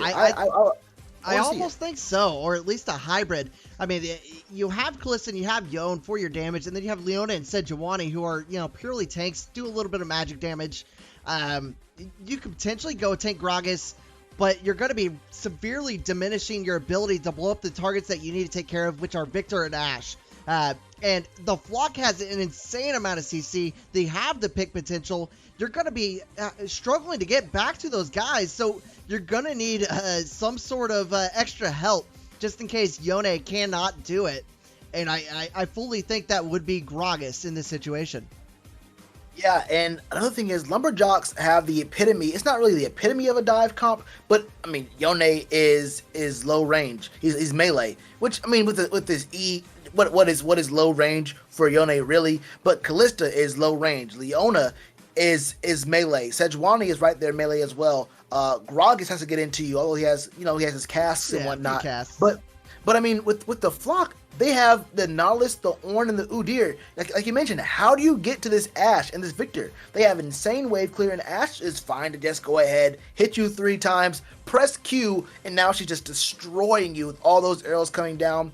And if that enchanted crystal arrow comes down, I mean you're just in a really bad spot. You have all this speed from Udyr, and if Ashe is slowing you down with Udyr chasing you regardless, I mean you're just in a really, really bad spot.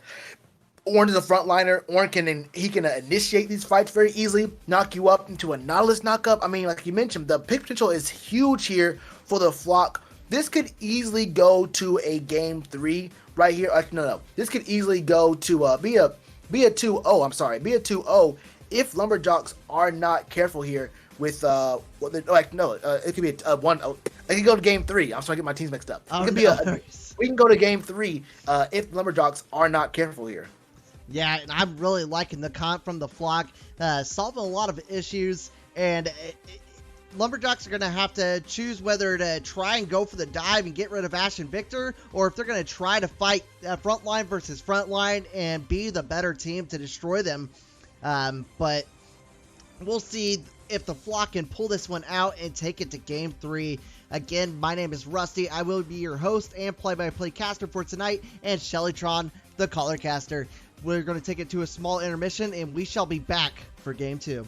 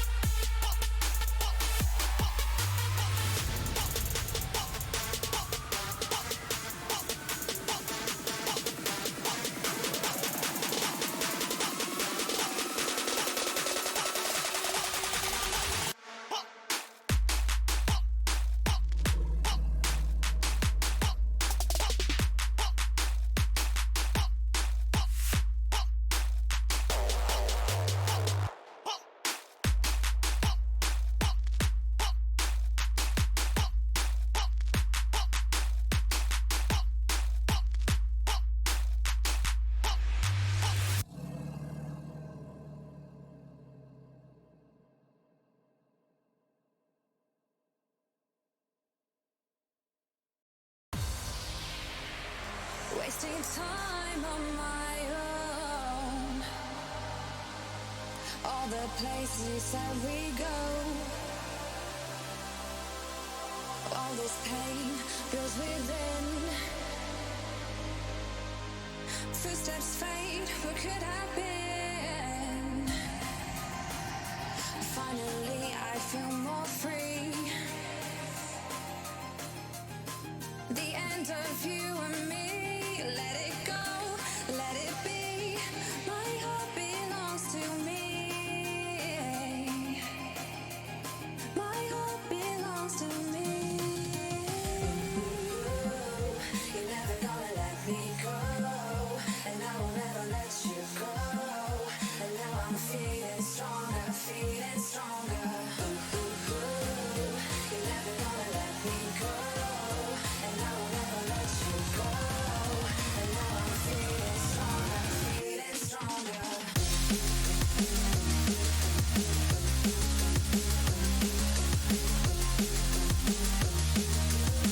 stronger, feeling stronger. Feeling stronger, feeling stronger. You're never gonna let me go, and I will never let you go. And now I'm feeling stronger, feeling stronger. You're never gonna let me go, and I will never let you go. And now I'm feeling stronger, feeling stronger.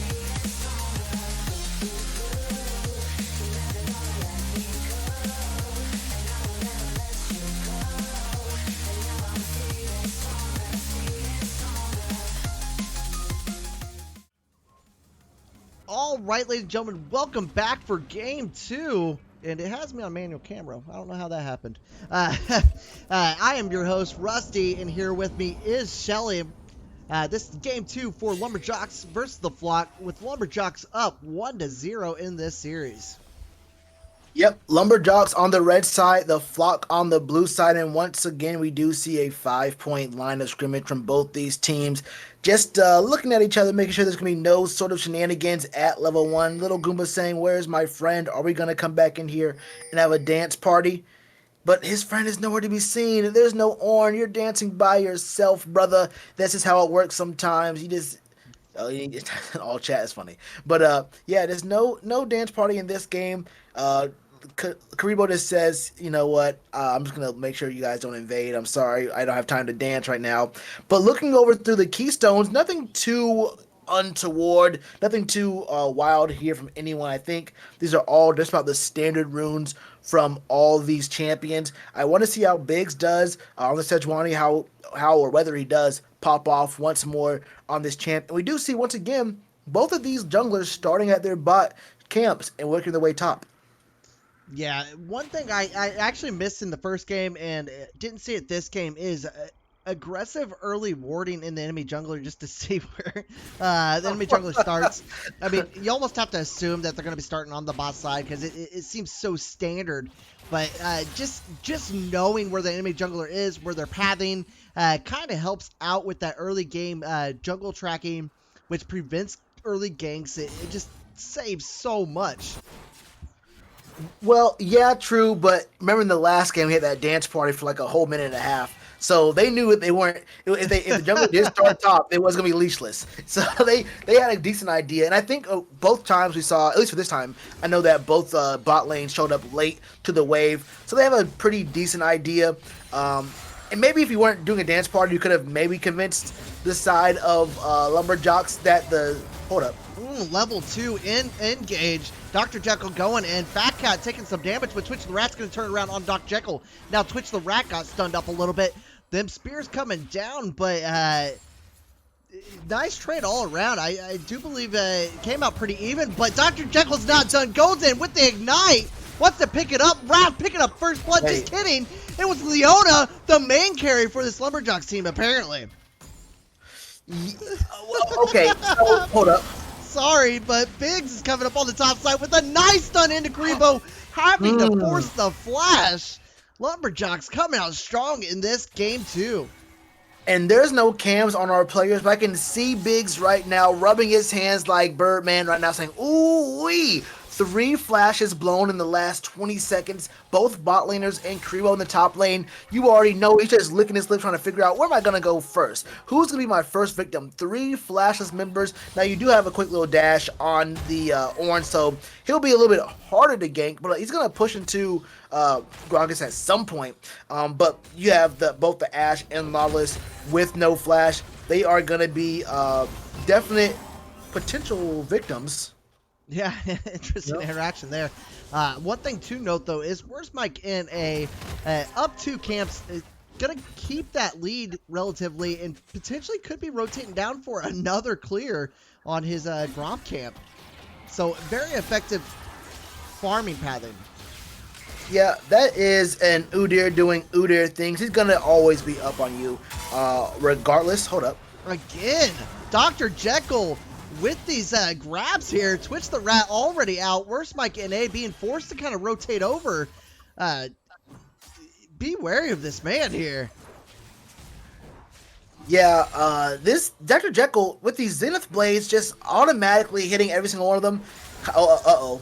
Do we see perhaps an Alcove Gamer? No, we don't see an Alcove Gamer out of Dr. Jekyll. No. That could have been a little ambitious, but still. Yeah, Dr. Jekyll just a little bit too oppressive for Twitch the Rat and Fat Cat. Therefore, they will not be walking up at all. And Biggs is actually forced to walk away. Yeah, that was a little bit strange too, because I feel like when you have your Leona in the alcove and Sejuani was in the lane in the first brush, or bot side, the uppermost brush in the bot side lane. If you're Wrath, why are you hard pushing the lane when you're looking to set up a pick there with your jungler and your support? It's all good, but he was hard shoving the wave there when it may have been able to push back into him, and that could have been a very easy double kill for 2 champs that have no sort of no flash. But right now, Biggs is gonna be walking down on top of Vision, clears it, and just more trading happening in the top side, trading and farming. So, I gotta say, worst Mike NA, he isn't phased by it at all, just continues to farm, and already up 20 CS over his counterpart in Biggs, who's stuck around that boss side a little bit too long. So, worst Mike NA is gonna be a big part of this early game for the Flock, and we're gonna see what he does here in the next few minutes, because it should be a make or break right there for this Udyr. Yeah, so far ahead, you want to make your presence known. Yes, you're farming, but it doesn't no on your team any good if you're just farming and not doing anything on the map. So right now, cat someone out, perhaps? Oh, sitting on a ward. No gank gonna happen here. Yeah, and with Biggs up on the top side, there's no respite for Lumberjocks other than knowing that he is down there. And actually, it looks like Wrath and Dr. Jekyll once again pressing up. Yeah, trying to shove this wave into the towers and get more vision on this Dragon Pit. I think they assumed that Worst Mike NA may have gone up there, but he did not. So, gonna shove the wave and then maybe try to get a back in right here. They're gonna stay.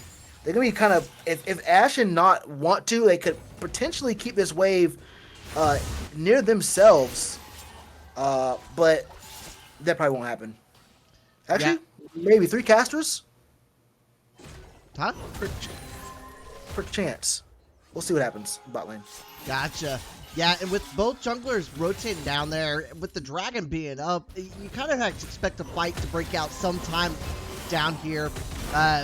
Kriabo not having teleport. Little Goomba does, though, so the advantage inevitably would be for Lumberjocks unless Little Goomba is not in a position to teleport, which looks exactly what it is. You know, he's pressed under tower. He's not going to have a chance to teleport. So if there's going to be any kind of fight, it would be now. Yeah, and although it doesn't really matter for Udyr, he is level 6 and Biggs is still level 5. So I think Biggs really wants to go ahead and try to hit 6 off this Gromp, and it looks like he actually will not hit 6 off this Gromp. He needs one more camp to make it happen. So he's going to have to move all the way across the map. But it seems like Worst Mike and A is content to just keep on farming. This is a very strange situation here in this meta where you want to be proactive. We're at the 8-minute mark. Herald is already on the map, and we haven't taken a dragon. We haven't really seen too many ganks at all from Worst Mike and A. He's tried to make moves happen in the bot lane against Wrath and Dr. Jekyll, but they've been pretty proactive about making sure that the river has been warded and they can sniff out any sort of potential gank that Worst Mike might come through with. Yeah, where's Mike? I honestly don't think he should even be going for ganks unless it's freely given.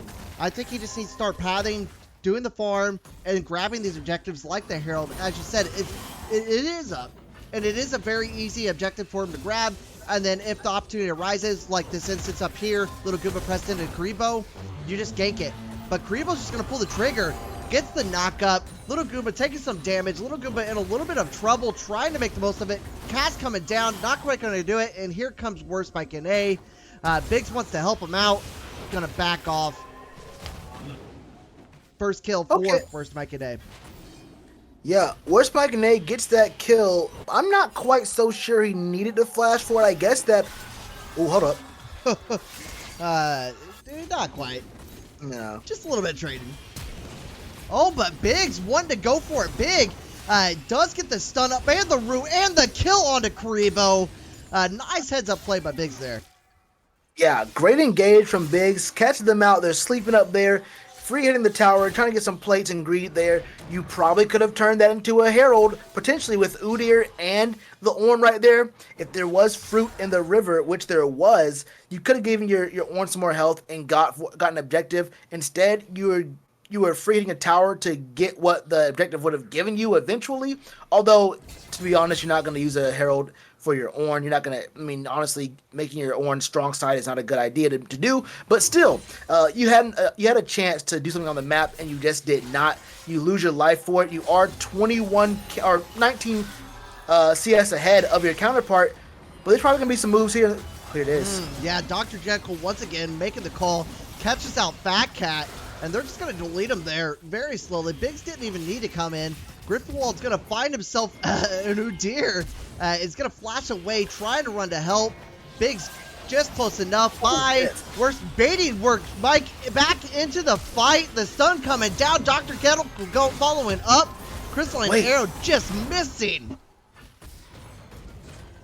I think that arrow hit Yone. I didn't see it push past him on the map.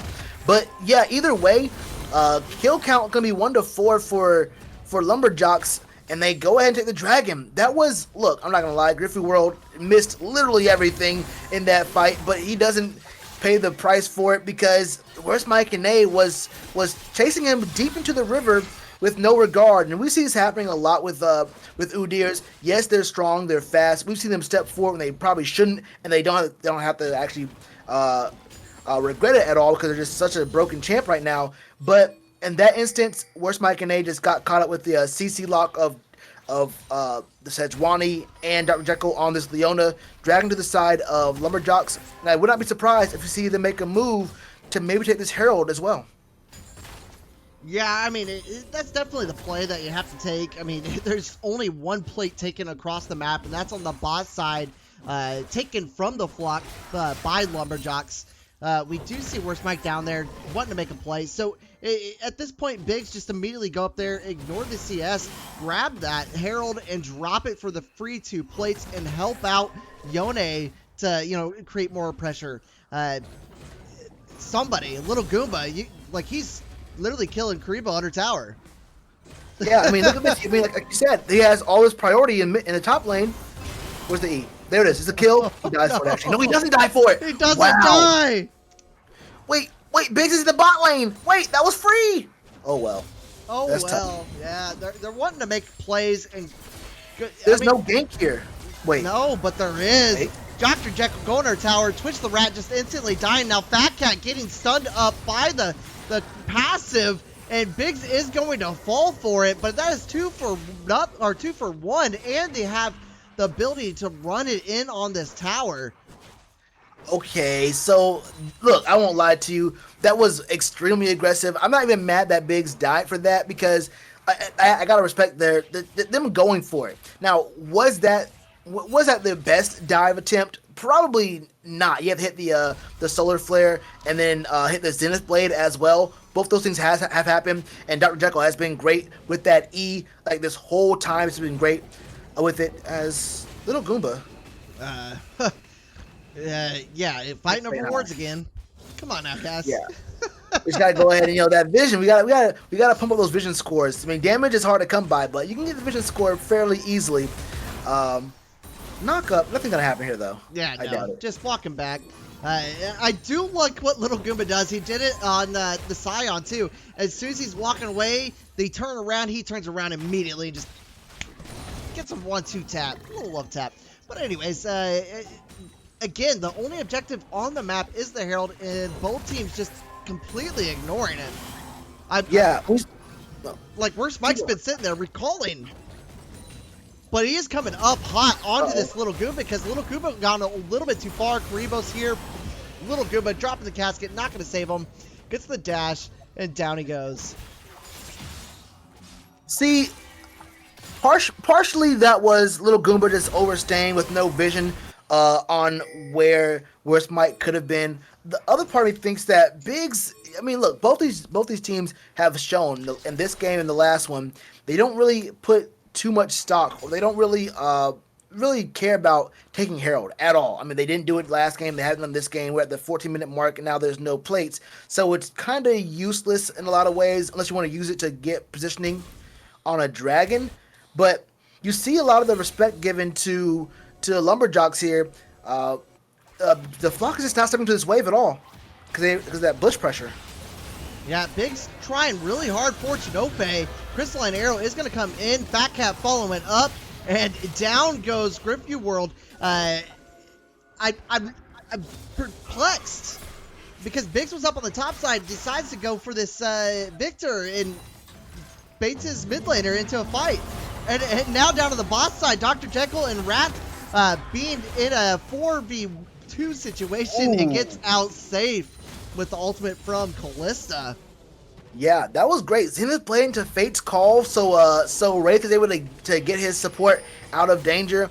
And if this was about a minute and a half earlier, this solo turret push right here for Little Goomba will be a great one. Able to get CS, deny experience and gold from Karibo, but there's no plates here. You're not really getting a lot, and you're not really the biggest and the best turret taker in the game. That Zenith Blade misses for some weird reason. I should have hit. Yeah, well, hit boxes. So now you have the two Biggs and Dr. Jekyll in front of Griffey World, and Callista, Wrath on the opposite side. A little bit of bad positioning here by Lumberjocks, but unfortunately for the flock, they did not take that fight there. And I don't know what they're doing. Yeah, why is this drag being taken by Lumberjocks? That's a little bit weird to me. I won't lie to you.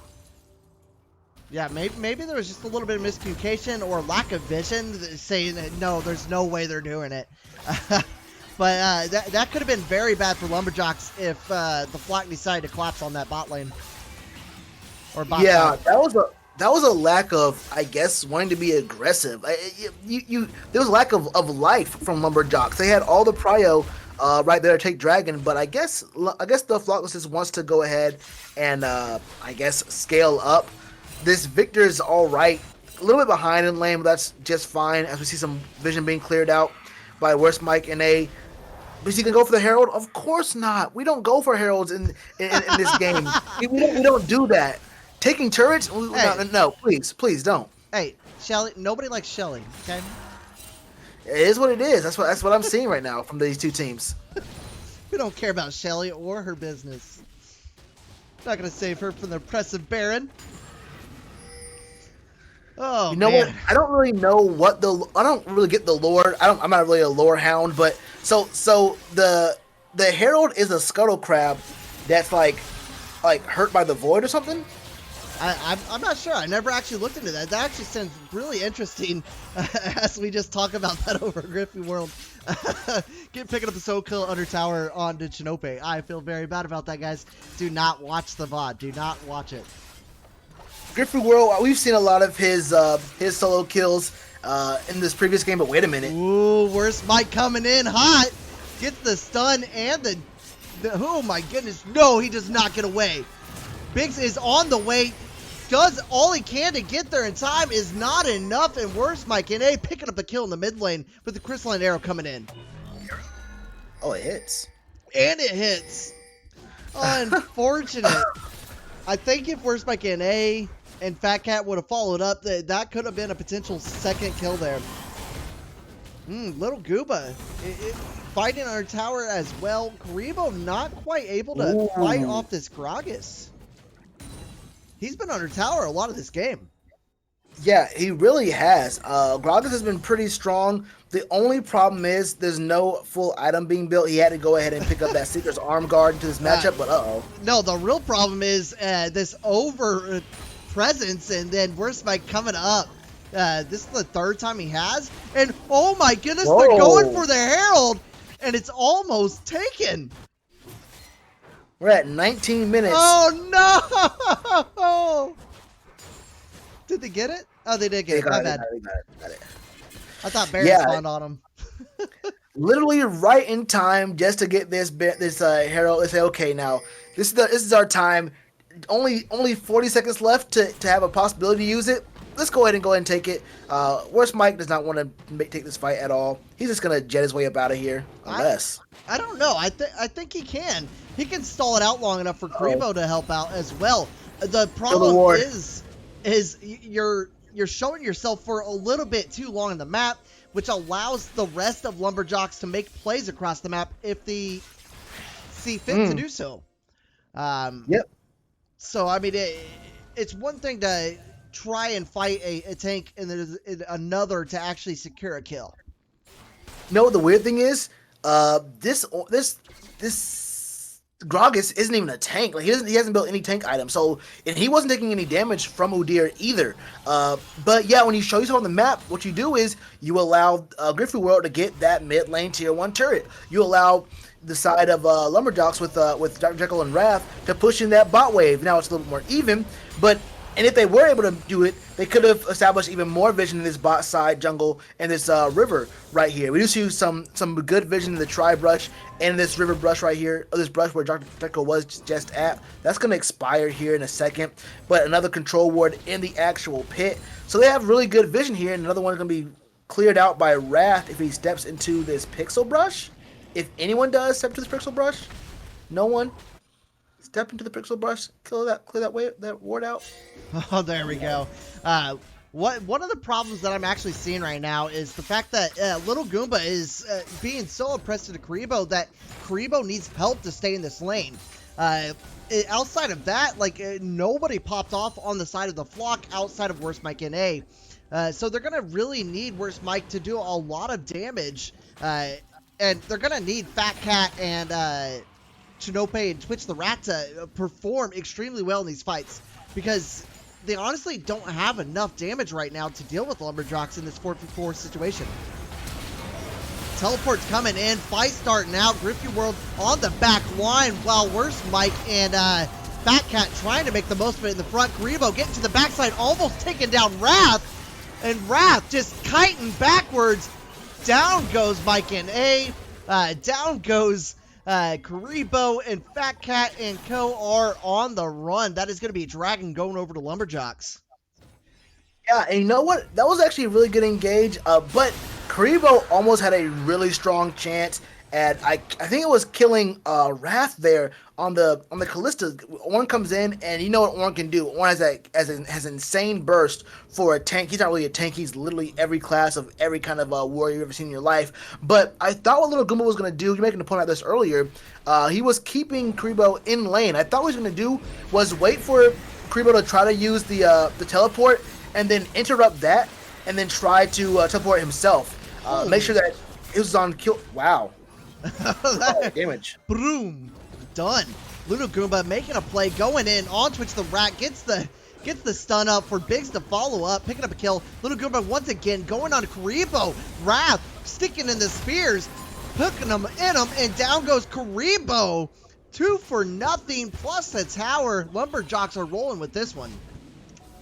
Yeah, you know, man, we were talking before we went actually live with this game. We're saying that we both liked. Hold up. Yeah, another fight coming down. Griffin World is going to pick up another kill onto Chinope, just not respecting it. Now in the mid lane, Dr. Jekyll just not fearing it whatsoever, just stun after stun.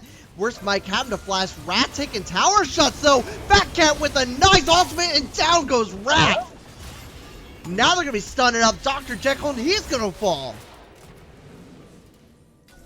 Diving an inhibitor turret when you really do not have to, and giving away 2 kills, and one was a, what was it, 600 gold, a 500 gold bounty with Baron up. You don't want to do that, I don't believe, if you're Lumberjocks. But while this Baron's getting taken right here, we were talking before we actually came back on live. We were saying that we both love the comp from the Flock, and that if Lumberjocks won, because they're just better, Lumberjocks may have had a little bit of BM here. We might see a steal attempt from this Sejuani. Yeah. Baron at 5k. With it at 4,000 HP, there's a chance here. 3,000. The rest of the team is here. Yode's coming in. 2,000 HP, 1,000 HP. It goes over. Worst Spike is going to be able to pick it up with the smite. Now Biggs on the backside is going to dash over. Gets really low, but doesn't fall. And Little Goomba and Griffin World wanted to go in, are going to force them to walk back to base. I feel like Biggs timed that as if he had the dash over the wall and not the slow jump over the wall with the blast cone. Hold up. Probably, yeah. Uses Everfrost instead of the Q right there, Little Goomba, to not be able to stop those backs. That was a little bit, I wouldn't call it ambitious. I think that was a decent enough try with Everfrost. It's a strong item. But yeah, you try to go for a tower dive that you don't need. You see that Griffin World was pushing bot lane, took that tier 2 turret bot, but we see that, look, Dr. Jekyll on this Leona has been extremely aggressive, Zenith blading at every opportunity if it's there for it.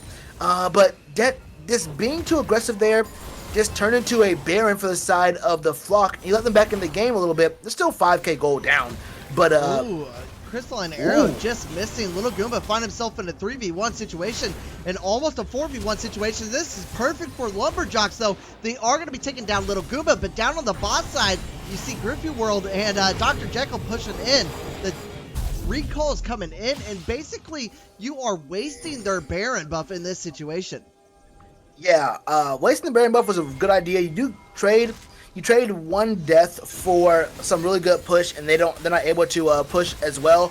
I'm not quite sure why Little Goomba flashed there. That felt like a frustration flash. You were not going to survive that with an Udyr right there, and you're at 1 HP. That's all good, though. The potential Soul Drake is going to be on the map in 1 minute flat. Ooh, yeah, and the call has been made to pick up Wrath, and there they get it. The picks are coming down finally. The Flock making the most use of their comp here in the mid game. Yeah, and they go ahead and say, you guys may have stopped our initial Baron push, but we still have one cannon minion right here with us. And this is going to be a really good push right now. Victor has good wave clear. You have the Ash to get the slow off. You know what Udyr does. I mean, that was a long-range Call the Forge God to go ahead and get a pick on the ADC and Wrath, who has been playing pretty well this game. And with Dragon up very, very soon and no real vision in this river or in your bot side blue, your blue side camps, it's going to be very hard for Lumberjocks to go ahead and make a move and get into this fight. But they're going to push anyway. Oh, yeah. I mean, you're without one of 2 damage champions. So right now, you're just trying to stall it out until Wrath can get there. Now, he is coming in hot. Worst Mike taking the brunt of the damage for the side of the Flock. And Wrath is all of a sudden here. So this is going to be a fight. Over on the right side, you see Goomba trying to make the play onto Worst Mike to get the blast plant. The dancing is just left and right. No team wants to make the play, but it looks like Lumberjocks are in position. Dr. Jekyll coming in, gets the Glacial Prison. The double knockup, but Griffin World on the backside, picking up 2 kills onto Worst Mike and Chinope. Now Twitch the Rat just doing the work, almost getting Dr. Jekyll, is trying to help out. Rat taking some damage, and Fat Cat being the take that he is, but Biggs putting the damage on Twitch the Rat. Ooh, and down goes Rat. But finally, Lumberjocks picking up the final kill, 3 remaining survivors, and the dragon in pocket. Griffey World is an absolute disgusting dude in the mid lane. He said, I can do it on a control mage with that Syndra. He said, oh, you want to ban out my Syndra? That is just fine. Hey, you don't want to see Syndra, huh? You don't want to see me on an AP champ? Okay. Let me. Have you heard of Ornn, or have you heard of Yone? Have you heard of Yone? I can go 8-2 just like that. I don't have to go on these AP champs. I don't have to be on these control mages. This Yone has been disgusting all game long. And once again, we're seeing this. The two mid laners are just of a different class. Yeah, and Griffin World might have played up a little bit, but it Did he? doesn't matter. If worse, Mike was Wait. the one in trouble. The damage coming down, he wants to go for it. Forward to the... Grebo almost knocking him up and just long enough for his team to get there. Yeah, I mean, look at the items. Look at the items right now. 3 items for Griffey World. He has the Shield Bow, Lord Doms, and IE. Now scroll your little eyes to the left. Chinope has let me go ahead and see Ludens. Oh, he has Eye of Ludens. So he has Eye of Ludens. It is an upgraded Ornn item, so it's a little bit stronger. But he still only has a single solitary item. There's a little bit of a diffy right here going on. Yeah, and you definitely need Chinope to be a threat because he's one of 2 people that can deal damage. He's normally picked for his ability to zone out people in a fight, but if he doesn't have damage, you just walk right through it. You ignore it. It doesn't matter to you anymore. So they definitely need Chinope to pick up some items, and there is his second item getting picked up right now. Yeah, strong little Lich Bane. That's okay. Yeah, we're gonna see how it works out for them on this Baron fight, and I assume there will be a Baron fight. Not a lot of vision being established in this topside river or the areas around it. I assume right now Fat Cat will place a ward in this brush outside the red buff. Oh wait, this is a kill bush. Oh yeah, I mean you gotta bait it, but no, they Oh, didn't never mind. want to wait. So I mean the play has been made. Lumberjocks knows what they're gonna do, and it's gonna force Karibo to back to match Little Goomba. So again, it comes down to a 4v4 situation. I think Lumberjocks takes this all day, every day. Yeah, Lumberjocks are in 100% control here.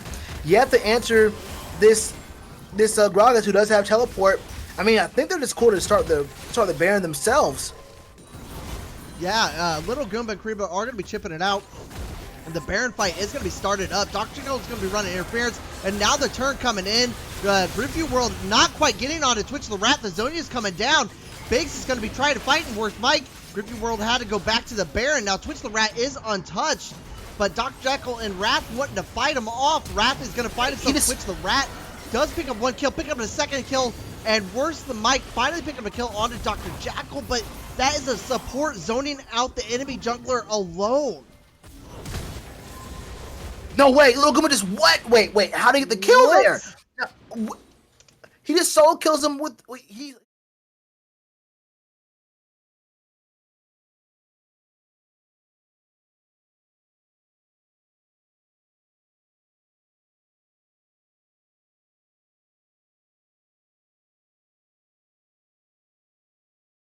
And get a clean sweep, but hold up. Where's Mike? Uh-oh. Can he do anything? I messed up. I don't have that keyed right.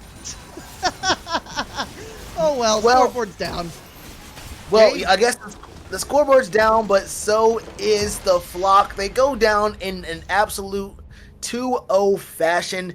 10K gold lead for the side of the Lumberjocks. In 31 minutes, we had 36 kills. I mean, it is just disgusting. 4 straight dragons. No one else got a dragon outside of the red side. I mean, this is just a huge difference right now, and it kind of started with, Biggs and Griffey World. It's like the first game. The Sejuani was very proactive on the map. Not early in the game. Neither one of the junglers even tried to use their advantages to their advantage. We saw the first dragon taken at like 10 minutes, something like that, and the Herald not taken until 19 minutes. But they were still very strong, and Griffey World took a little bit of a minute to actually start getting more kills and more multi-kills, but once he got started, he did not let up. That was just a very, very great game. Wrath played better in this game than I think he did in the last one, and Little Goomba showed that this AP Gragas is extremely strong, even to a weak side top laner tank like Orm, who does have some very strong burst potential with his damage as well. But we just saw right there, Lumberjocks are in a completely different class of their own. All people we were talking about earlier, we said off air that if Lumberjocks did win this game, then they were just a better team because they did not have the better comp. I don't think they had the better comp either.